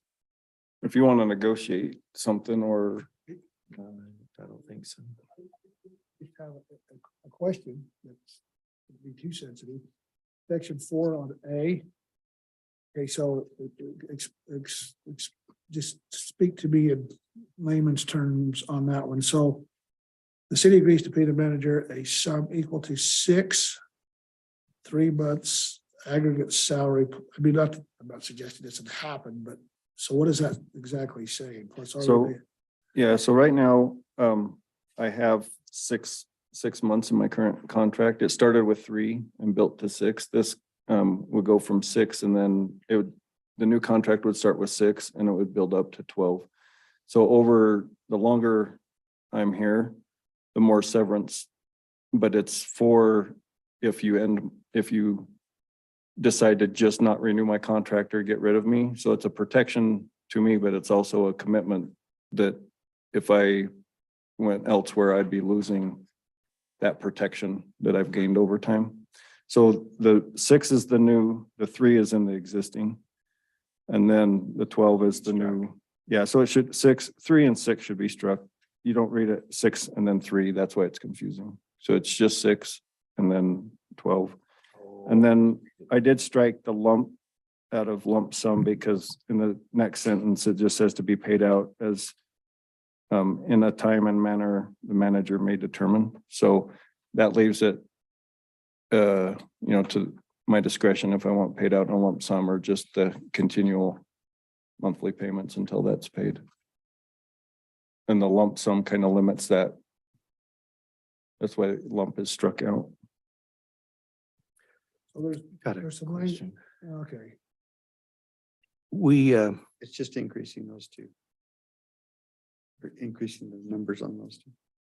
So Yeah. there's And that's common in other management contracts.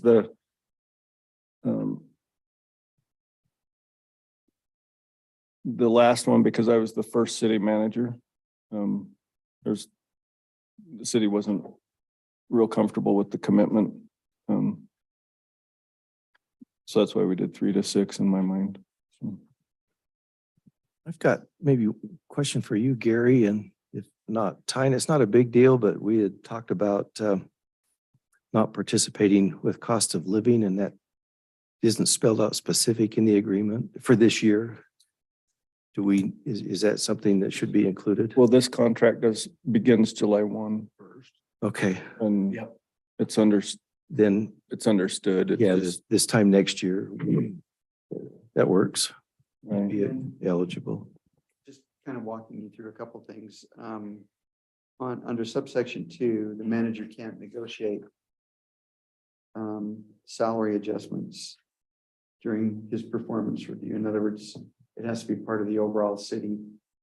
He's now part of the city employees, and so he would, it has to be, it's not a separately negotiated Right. item. Yeah, good. Good.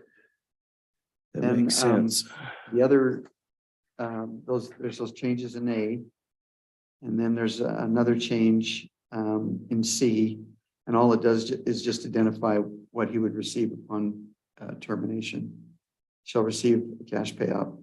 If he resigns from the position, he just receives 100% of what the regular employee would anyway, which is earned vacation and any other separation payout afforded to employees at the time of separation.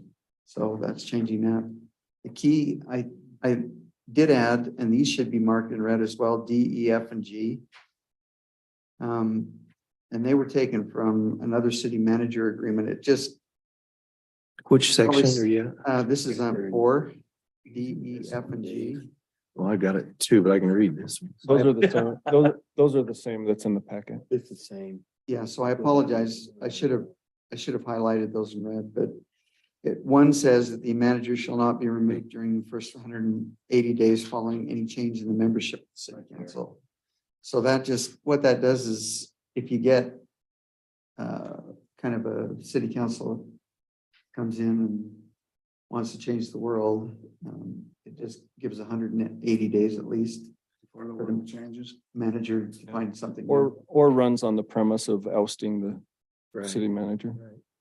The next one is, the council has the power to not appropriate. So, you can agree to give the city manager a salary of such and such, but then you can refuse to appropriate enough funds for that.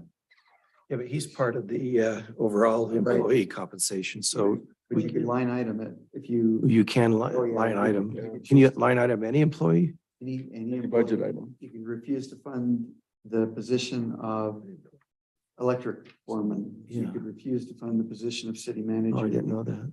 Yeah, you could do that. Which, so it's Hey, an what do you mean? kind of an appropriate. Sound like you gave Eric a bright idea just then. I did. I'm like, So all of you are smiling. I don't know if you really intended to do that. No. Well, Ty's not. Yeah, he's not. And then the next one is in the event you change the form of government. I don't think that'll happen because it doesn't only happens in larger cities. That there's what they call a strong mayor form of government. That would change entirely because the mayor then becomes the CEO. Okay. And so Ty would be given notice that the form of government's changing. Well, and they could also just change the ordinance, because you don't have to change the form of government. Right. You could just change the ordinance, because my position was created by ordinance. So even without a vote, just a public hearing, say, we decided to just go without a city manager, we're gonna just go back to the way it was. Just offers a little protection from that. And a lot of these actually protects the council from themselves. So if you can imagine after an election cycle and you get 3 new, Right. and the current 2 say, wait, we know what we've been through. It makes them really think about those decisions. That's what it protects me, but it also sometimes protects the council from, themselves, if you want to call it that. And the last one identifies a 4 to 6 vote that would be required to give him notice that he's done within 180 days. So the mayor has a vote on that. Yes, Mhm. that's one where he has a vote. But it takes everybody, and a supermajority is basically what that means. But 4 out of 6. Mhm. Kind of like what it takes to close a meeting. Yes. Salary, you can see those provisions there. I provided for it to begin next year, beginning July 1. I guess for this year, we talked a little bit about the bonus, because for this year, he would still be entitled to whatever bonus you guys determined that this last year would warrant. So may I make, I had a question on that. Uh-huh. The bonus provision of this agreement will only apply to this past fiscal year. You just said that ending June 30th. After which, beginning the fiscal year starting July 1, 2024, the city manager shall be compensated as indicated above, according to market adjustments and cost of living adjustments as approved for all employees by the city council. Does that mean that he no longer, does that include a bonus? No. That does not include a bonus. Oh, are you talking about for this last year? No, beginning in July 1, 2024, he's saying. The city you'll manager- have one.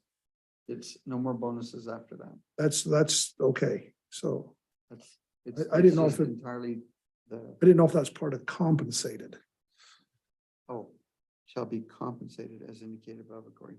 Oh, compensated would mean. The Salary. yeah, that's not, Salary. it's not talking about the bonus. Okay. No. Okay. And then we struck all of the language regarding the bonuses. And then, let's see, and then it just, in six, little double I, just says future cost of living adjustments, if approved by the council for all city employees, will be applied to the city manager in the same manner it's applied to the employees.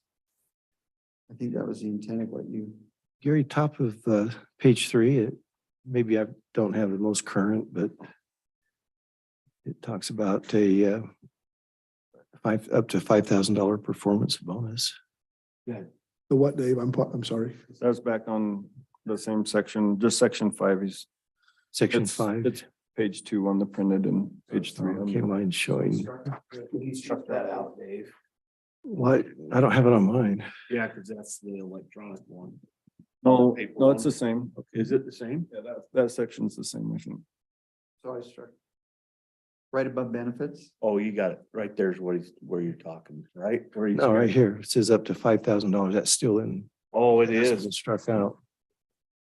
Yeah, that's the transition from last time. to this Transition one. period that we just talked about. Yeah, you're talking on page 2. Yeah. The bottom of page 2. Section The bottom of 5. page 2 in that gray part right in there about Gary. Here, let me show. Right. So there's salary Right. right there. And this should say that it ends. with, The very June part, 30th. the very first part in red says this bonus provision of the agreement will only apply to the past fiscal year So- ending June 30th. So upon receiving satisfactory employment evaluation from the city council, the council's discretion managed may be eligible as of July 1st, 2023, for up to $5,000 in bonus performance. That's for this last The year. current- Okay, because of the date. then. Mhm. And it says the amount of the increase in performance bonus will depend on the performance of the manager. In meeting the specific goals, the bonus provision of this agreement will only apply to this past fiscal year, ending June 30th, Okay, so read the whole thing. as indicated above, or excuse me, Shouldn't it be, 2023, after which beginning the fiscal year starting July. I'm Maybe- sorry, Tony. shouldn't it be 2023, starting 2020 fiscal year 2023, not 2024, right? So beginning, yeah, that's right. Yeah. So Good catch. July 1st, 2023. Sorry, you wouldn't have had any. I would've had a year off. I would have been I would have been in between contracts. Yeah, vacation. Anyway, and then Okay. the city manager shall be compensated as the employee above. So that's. Okay, yeah, Previous, but gotcha. does that make sense? Yeah. I didn't pay attention to the date. Pardon me? Because I think that's what threw me a bit was 20. Yeah, good catch on the date. Glad we Sorry about that. went back and reviewed it. Sorry, Ty. It's okay. We don't know what year it is. Years worth of complications. No, that would have, in other parts of the contract would have constituted a, Preach. Not appropriation. yeah, it would have. Anyway, are you okay with this, council? Mayor? Yes. Then Gary doesn't have this one, but in section 9, I just specifically listed the two associations that I belong to, the Utah City Managers Association and the International City Managers Association. I mean, do you want to, does that limit you to join a third one? No, it's just for an example. I just put it in parentheses because it says professional association meetings. Okay. I just thought, if it came down to it, those are my two, the two that are directly tied to my profession. Mayor? Hey, Tony, Never mind. I'm good, are you sure? positive. Then the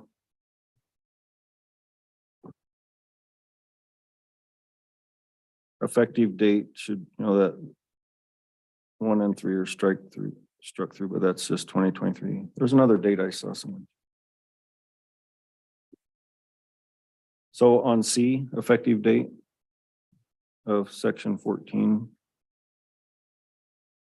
What does yours say in the packet?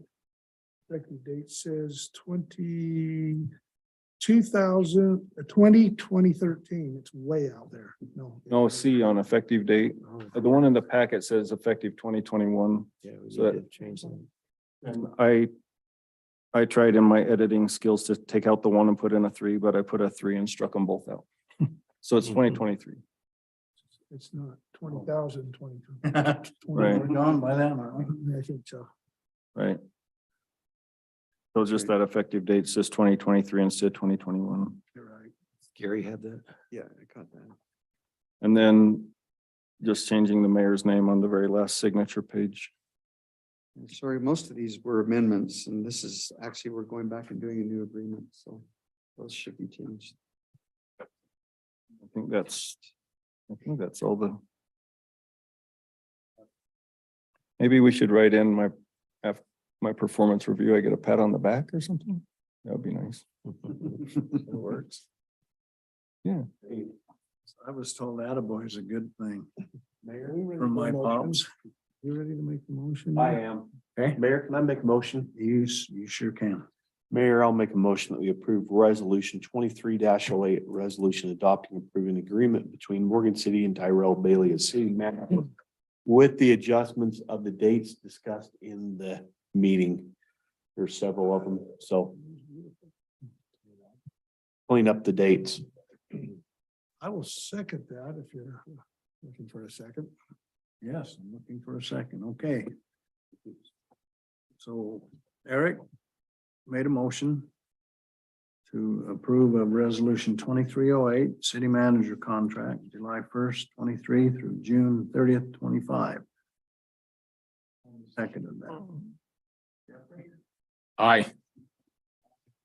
Eric? Aye. Aye. Hey Denise, that was unanimous. Thank you, Ty. Thank you. We appreciate you. Okay. City council, do you have any reports or? I've got something tonight I'd like to maybe discuss for just a second. 2 weeks ago, if you would have asked me if it was going to flood, I would have said no. Now the way things are, looking at the graphs, looking at the charts, looking where we're at, I think maybe it's time that we start preparing. So maybe this is more directed to Ty. As you start those preparations for whatever we can do to maybe mitigate some of the stuff that's coming, can you just keep us updated as a city council? Because I've got a lot of citizens already commenting. And, you know, it's nice to know, just because of who he is, my brother's the emergency manager for the county. I know what preparations they've started to make, and I think it puts people's minds at ease, knowing that they're making preparations that they've started. And so I just would maybe ask the city and Ty to keep us updated with things that we're going to do to try to mitigate that. And does that make sense? Yeah, would you like an update right now? You betcha. Okay, so we've gone back and identified the storm drain problems that we already know. We went back to the last flood to see where we pumped from and where we plugged storm drain. So one of the challenges is if East Canyon hits a certain level, our storm drain system on that side of town by Wasatch Shadows quits working. So we've taken our pumps in to have them serviced, make sure that they're operating. And then we're not for public, but for city purposes, we're pre-filling sandbags and putting them on a trailer so they're just easily deployable. And then we are in contact with the Weber River Commissioner and Weber Basin flood control managers. So just, for example, just today, they let me know they increased the release in East Canyon. And we said, yeah, and that was a great time because before everything else starts melting, stormwater's not an issue yet, but our stormwater needs gonna come at the same time that the runoff happens. And so if we can just keep balancing that between high, low, or low, medium, and high runoff, we stand a pretty good chance. But everything that we do with the public is through the county emergency manager. So I work with Austin on most of that, and they've been pretty responsive. But as far as handing stuff out, but I agree, we've tipped that scale to where it's so cold and so much moisture, and the pattern is still a week, clear into April now, so you gotta expect that it's gonna warm up at some point and probably in a hurry. And really go. Yep. And yeah, I mean, But just like today, because I'm on the Swiftwater team, I got information that the river will be coming up mhm. just because of that position. But as you find out that information, just a quick email or a quick text group. text on the group would be appropriate, just so that Yep. when people see the river coming up, that we can say, no, this is a controlled, just, how do I put this? Kind of to put people's minds at ease that we're making preparations and we're trying to control it as much as we can. So I think if you could just pass along that information, I think it would be appropriate. So Sure. that's all I guess I'm asking for tonight. Yeah, same thing as if you hear of specific areas and neighborhoods or communities that just ping me, just let me know. Okay, You and know what I mean? we definitely can do that. I think between us, we will probably start hearing about stuff maybe coming to us before. Yeah, if someone thinks I'm gonna call this council member or the mayor instead of the office, we just need to communicate. So what's our approach? So Ty, you've more than once you've referred to the county. If a citizen's got trouble, maybe water coming into the yard, are we there to help them? Was the city there to help? So the city will take care, like if it's the storm drain not functioning, that's gonna be us. But otherwise, you'd say call the county. Mhm. So if they're like, hey, we need sandbags for our own personal property, Right, or we're gonna sandbag around our window wells. right. The emergency management function is a county level function. if that makes I sense. see a lot of cities though, you see it in the headline, they'll report that they've got sandbags available to, and these are cities, not counties, to residents. Would it appear neglectful that we don't have sandbags and sand for people to use? Not if they weren't so readily available by the county. So Okay. one of the things is our size, right? So the cities that you're talking about have their own police departments, they have their own Okay. fire departments, they have their own EMS crews, they have an emergency manager. And Yeah. right, and so that's when I say the emergency management function, we really don't have that in Morgan City, so we take care of utilities, we keep Mhm. care of our own, but I just worry that people may expect that. I mean, I that- would, well, it's not that we're passing the buck or whatnot. We just work hand in hand, and so if someone calls and says, I need a sandbag, and we say, yeah, the stockpile's over at the fairgrounds. It's that seamless, it's not, we don't, whatever's available to the public, they'll let us know if we're using our own facilities like the transfer station. For, you know what I mean? So it's not that we're gonna not be available, but we don't personally have enough people or resources to take care of the residents' needs. And so where we're the only incorporated city and we're so small, there's some things like that that just make, like the county's not gonna say, are you a county or a city resident? It's just, it's available. If that makes sense. You've had that discussion with them. They Yeah. recognize that. Yeah, in fact, Austin refers to me as his assistant emergency manager, Yeah. so. Do we know if anybody in town sells sandbags? Just found out today, Ace will have them, We'll start having them. and they also really stockpiled sump pumps. Okay. Oh, they've got a bunch of those. Good. Some pumps, they're also available on Amazon. They're out there, right? The bags are out there, just. Just like everything else, though, when the need's there, they may not be available. yeah. The other thing about the county, I'll just talk a little bit about the system. In emergency management, it goes to county and then the state, and the state makes available resources. The state bought 1.855 million sandbags distributed through UDOT. So as the counties, there's an inventory, and as the county drops low, they restock through the state stockpile. The state doesn't directly hand anything out. Does that make sense? And any additional resources get requested of the state, so. I think too, Dave, you got to realize, I mean, the county's got a stockpile of over 100,000 sandbags. But if I started giving out 10 to every one of our citizens in the city, they're in our stockpile. And oftentimes with filling sandbags, it's easier to fill them on location than one central point. And so if we needed sandbags on the island road, it's easier to bring the sand to the island road and fill them there than necessarily trying to do it. It is nice to have some pre-filled. I also think too, I was talking to the emergency manager / public works director in Midway City. He reminded me that those sandbags, after they've been used, actually need to be turned into the EPA to a reclaimed facility and reclaimed there. And so it becomes problematic a little bit with actually distributing a whole bunch of sandbags through our city, because then they end up needing to be reclaimed through a proper facility. So, I mean, there's a lot of caveats that go into that. So just kind of depends on where we end up. So. I have two quick items.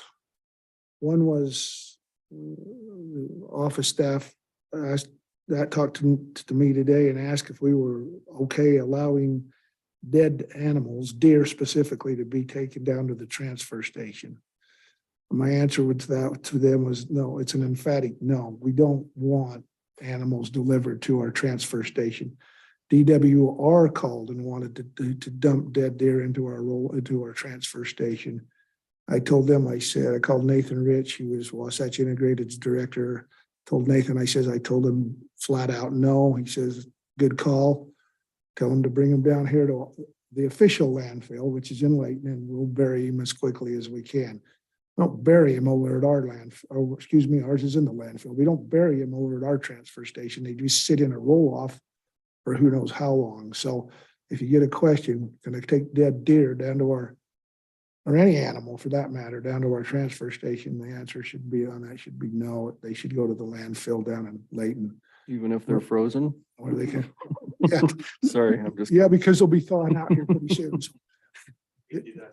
the other information, I had a call today from an individual in Pheasant Run. He was upset because he keeps getting notification from secondary water that he needs to buy a meter for his secondary water system. And if he doesn't get it metered by the time secondary water is turned on, the secondary water is threatening not to allow them to use secondary water. I turned to Ray on this one because Ray's in that subdivision. And I says, well, Ray, what confuses me is this gentleman said he had secondary water last year. And he says, the reason he had secondary water last year was, he says, they would have required meters last year, but they couldn't get them because of the supply chain problem. They weren't available. So this year they're available. So they're making it stick. And I just asked Gary, I says, and Gary informed me, he says, because of legislation 2 years ago, which required all secondary water systems to have meters on them by 2030. He says they also required, beginning when that legislation was passed, that all new subdivisions, all new developments were required to have a metered, a secondary water meter on them. So that was kind of news to me. Is secondary water enforcing that? They're sending letters to Pheasant Run saying they will not. On that new subdivision. On that new They're a new subdivision. To Pheasant Run. subdivision that's actually come along since that legislation was passed. Who would they expect to pay for the meter then? Shouldn't that be the The developer? homeowner. Shouldn't that be the developer? Shouldn't he have done that? Well, the letters are coming to, they're handing it to the home. And Yeah. Dale's boy lives over there. It's the homeowner. Ray paid $470 for and he says, I got the read-only meter. So he says, I paid $470 and I haven't had it installed yet because of the weather. But so I guess I'm just saying, if you get and of course, the first thing I have to remind people of is Morgan City does not own secondary water. We have really nothing to do with it. But if you get a question, somebody asks you why, and this gentleman was, why do I have to pay for it? And my neighbors, south of there don't, well, it's because, as I found out, you're in the newest subdivision.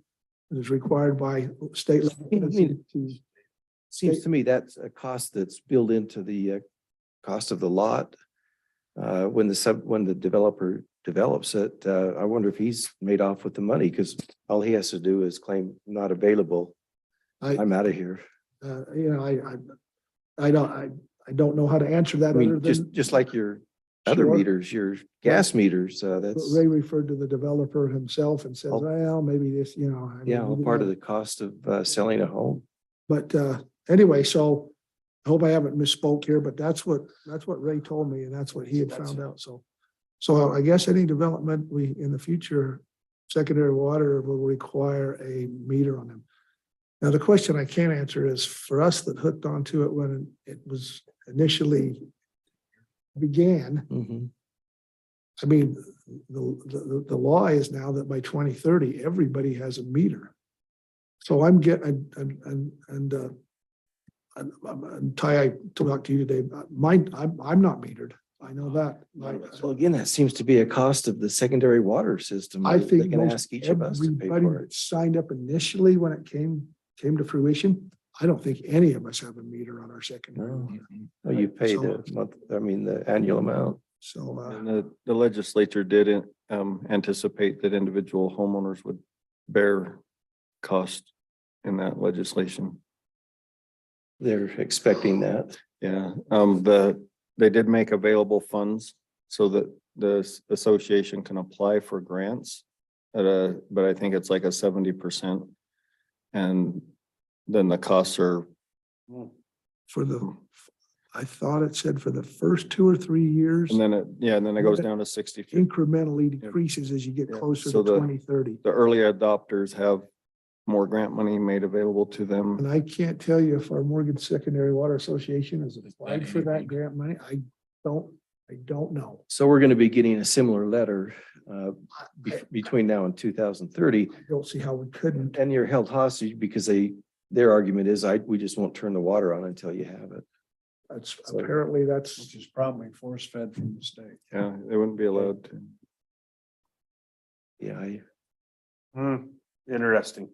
I didn't know that. Well, nor did I at 8 o'clock this morning, but I've had an education today, so I'll pass that on to you Yeah, in good case report. somebody hits you up on it. But apparently it's only Pheasant Run right now. Okay. Okay. Good to know. And when new subdivisions come in, that'll be part of the Be required by state law. development agreement. This Vista subdivision, that was one of the questions, whether it was private or ownership. On Or this one, yeah, the one we just reviewed with, it won't be on that side of the freeway. It's- I'm switching gears. There was a question as to whether those units will be sold. was- Oh, or rentals. No, the other one, the Yeah. wall. Oh. Are they gonna keep them and rent them like Wardale's, or are they gonna sell them? There'll be individual lots, so they'll have that option. And the planner didn't know that. Mhm. That was one of his conditions. Just to find out. Well, or Once they're individual lots, that's what you're approving. is there was a individual. different direction that they had to go if they were individual lots, and he spelled it out. Dave, that was a quick transaction. Yeah, Transition you made there, yeah. I switched on you there. Kind of reminds me of my wife. If you're still awake. Okay, Ty, project updates? Okay, so still Young Street Bridge and the road. So we're having a coordination meeting just to have those two projects because they went to different contractors, and it does not appear that it's going to be a conflict at all. They'll just coordinate that. In fact, on the bridge, they're going to pull off the project for about a month, waiting for girders. So they got in, got early, got out of the channel. The abutments have been poured, the concrete's just curing. Good. So we're pretty happy with that. And then some of that's just contingent on weather. So make all the plans you want, right? But you don't pave until it's above 20. Even if the calendar says May, you still. Fire up a hot And line. above water. Fire up a hot line in September. No, we don't have an underwater paver. So just a couple other, also on your, we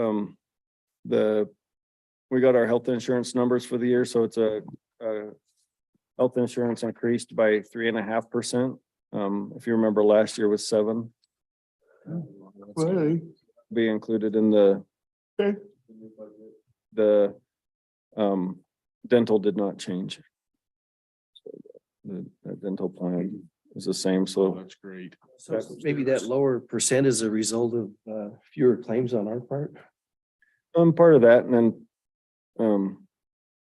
Some of it's just the market. Yeah, and I think, well, it's probably not for me to say, but I also believe that some of the insurance money that's out there is now earning more interest than it was before. If that makes sense, they invest in a lot of. Okay. Anyway, but good news for us, it's the first thing that hasn't skyrocketed on us for a long time, and then we did finally get so We're paying all of that though. Is that correct? that's what I anticipate. We've always paid 100% for the employees, and then It's a nice benefit. yeah, and it's just a good line to not cross, I think, because once you start into a percentage that just every year you try and figure out what the right percentage is, and just as a reminder, we have that insurance buyout option that's still saving us about $40,000 a year. In fact, I'll look at that and I'll report when we do the new budget, how many are on it and but it's been working out. There's more to take advantage of that than I anticipated. And we did get the HMGP grant for the backup generator for this facility, and it includes 2 mobile generators, and we did get more money than we applied for. So even though we've been waiting since 2020, it did come with some more money, because I was concerned too about inflation, right? Like at the time we applied, and so we got 367,137 in grant money, and it's a 90-10 split. So we just add another 10% to that, and the total project's 407,000. And then my last one is the mayor and I kind of talked about getting shirts for the council. So we have most everybody signed up to go to the League of Cities and Towns conference, and I don't know if you ever look around, it's just nice. Like I always have a logo shirt on, and if you're okay, what I propose is just each council member buying 2 shirts of your own and then getting reimbursed. And then we'll take it over and get it logoed. So if you just pick out a shirt that looks nice, because everybody has like their own preference. Tank top. I'll leave room for the logo. So Belly. yeah, no belly logos. I want my belly on the, I want a logo on the belly. Yeah. Right? Any direction on color? Nope, it's up to you. We've had really good success. Just make it just a nice shirt, but I don't know if you've ever noticed Kel has a Western shirt and he puts the logo on it. And at first I worried about that, like consistency, but you know, a lot of mine are this maroon color just because I associate it with School. the Morgan Yeah. color. So I have Great. a gray. That's actually a chamber shirt. But anyway, just a proposal if you're up for it. I just think it would look nice to represent Morgan at conferences and trainings. So we go buy T-shirts, submit the.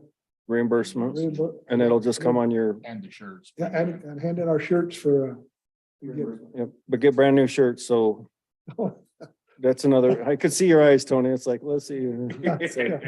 something from the 60s. We save the city some money. Well, now that Ray's not here, I would hate to put a logo on one of his custom shirts. And You'd handmade, hate the city to pay Customs. for it too. yeah. But just yes, Probably not Nordstrom's and buy a $250 shirt, I'm guessing. no, just, Oh, yeah, man, you went from tank top to Nordstrom's, like, I'll have to go down to IFA and buy a couple for you. Tony, would you just get a Morgan City tattoo so we could be done with? Tank top. Anyway. this really doesn't feel like a conversation with council. Like, use your better judgment, Tony, like. This is still in the minutes, right? This is in the minutes. I'm just saying, like, I had, like, this is even beyond what I had with employees when we tell them dress code and stuff like that, like. You hate to just say use common sense, but with the city council, would you just use common sense? Make you proud. Sounds good. That's all I have for updates, Mayor. Okay, anybody else? Hey, thanks for water and power this last week. Oh, sorry, yep, we had Oh, an man. outage on the same day. And the heads up, when my neighborhood called and I said, the water will be back. You'll be okay. I do appreciate those group texts because people, more than you know, Oh, yeah. constantly are calling us going, what's going on? And it is nice. So kudos to Yeah. Yeah, everybody Thanks keeping for us the updated with what's going on. It is staff and nice. crew to That was only out, what, maybe an hour? get it turned back. yeah, if you want an update on that, it was a cutout, so basically where it comes from overhead and it has the fuses, it somehow that it just busted apart and arced and then it fell over on the next phase. So the hardware fell over on the next phase and that's why the whole. But while they were there, I was impressed because in no time flat, they re-energized and then they made the repair. So most everybody else came back on, our whole business district. It was just Wasatch Shadows that they were just like 15 minutes behind that. But while they were there, they took out the other old ones and replaced all three of them. So they're all brand new, just took the time to and you know, I was there to watch Make the that. repair I was and do it just, right. yeah, I was impressed with that. And then, you know, of course, you know about the water leak and then it just amazing crew. The other day when it snowed and we were thinking an inch. You know what I mean? Like when it catches you off guard in the day, it's like you, after going at night and thinking it's gonna taper off and melt or whatever, that one did kind of catch us off guard and the guy stayed after it pretty much all day. We canceled a couple meetings. I think it was Monday. Just a great job. How do you feel on what caused the water leak? Line break. Pipe pressure. Yeah, just old. Have we got old stuff that we're gonna be dealing with more and more? Well, we repaired one on the other approach about 2 years ago on that same line. We repaired one 1 year ago further up, closer to Underpass. 250. We repaired two. So at some point, all the patches will add up to a brand new pipe. Yeah. Luckily, that power didn't go off during the Utah State game. Oh, Yeah, that would have been bad. I remember that scheduled outage during the, yeah. Super Bowl. Well, yeah. And while we're handing out kudos, just let me say thank you to our office staff as well. They're super helpful. I mean, whenever I walk in there and ask for any help or anything, they're great to help me and friendly and very grateful for them. So they do a great job. So Appreciate that. pass that on as well. Denise, thank you very much. We need a key to this, new key to the back door. So, no, so that brings up a good point. So that's the health department employee entrance. And then, so it comes into the hallway, but then they go down the stairs and then there's another keypad that lets them in their back door. And then our employee entrance is on the other side. It's open during business hours. The only time they need the keypad is after we lock it after hours. And then downstairs, we have a keypad. Well, we have that new room being built. And so, the door at the bottom of the stairs is always open now because it has the public restrooms and a waiting area. But that's what that new key lock is it's open, but. Okay. Adjourn. Thank you. Are you having problems with visualizing me in a tank top? I'd love to see it, Tony. I would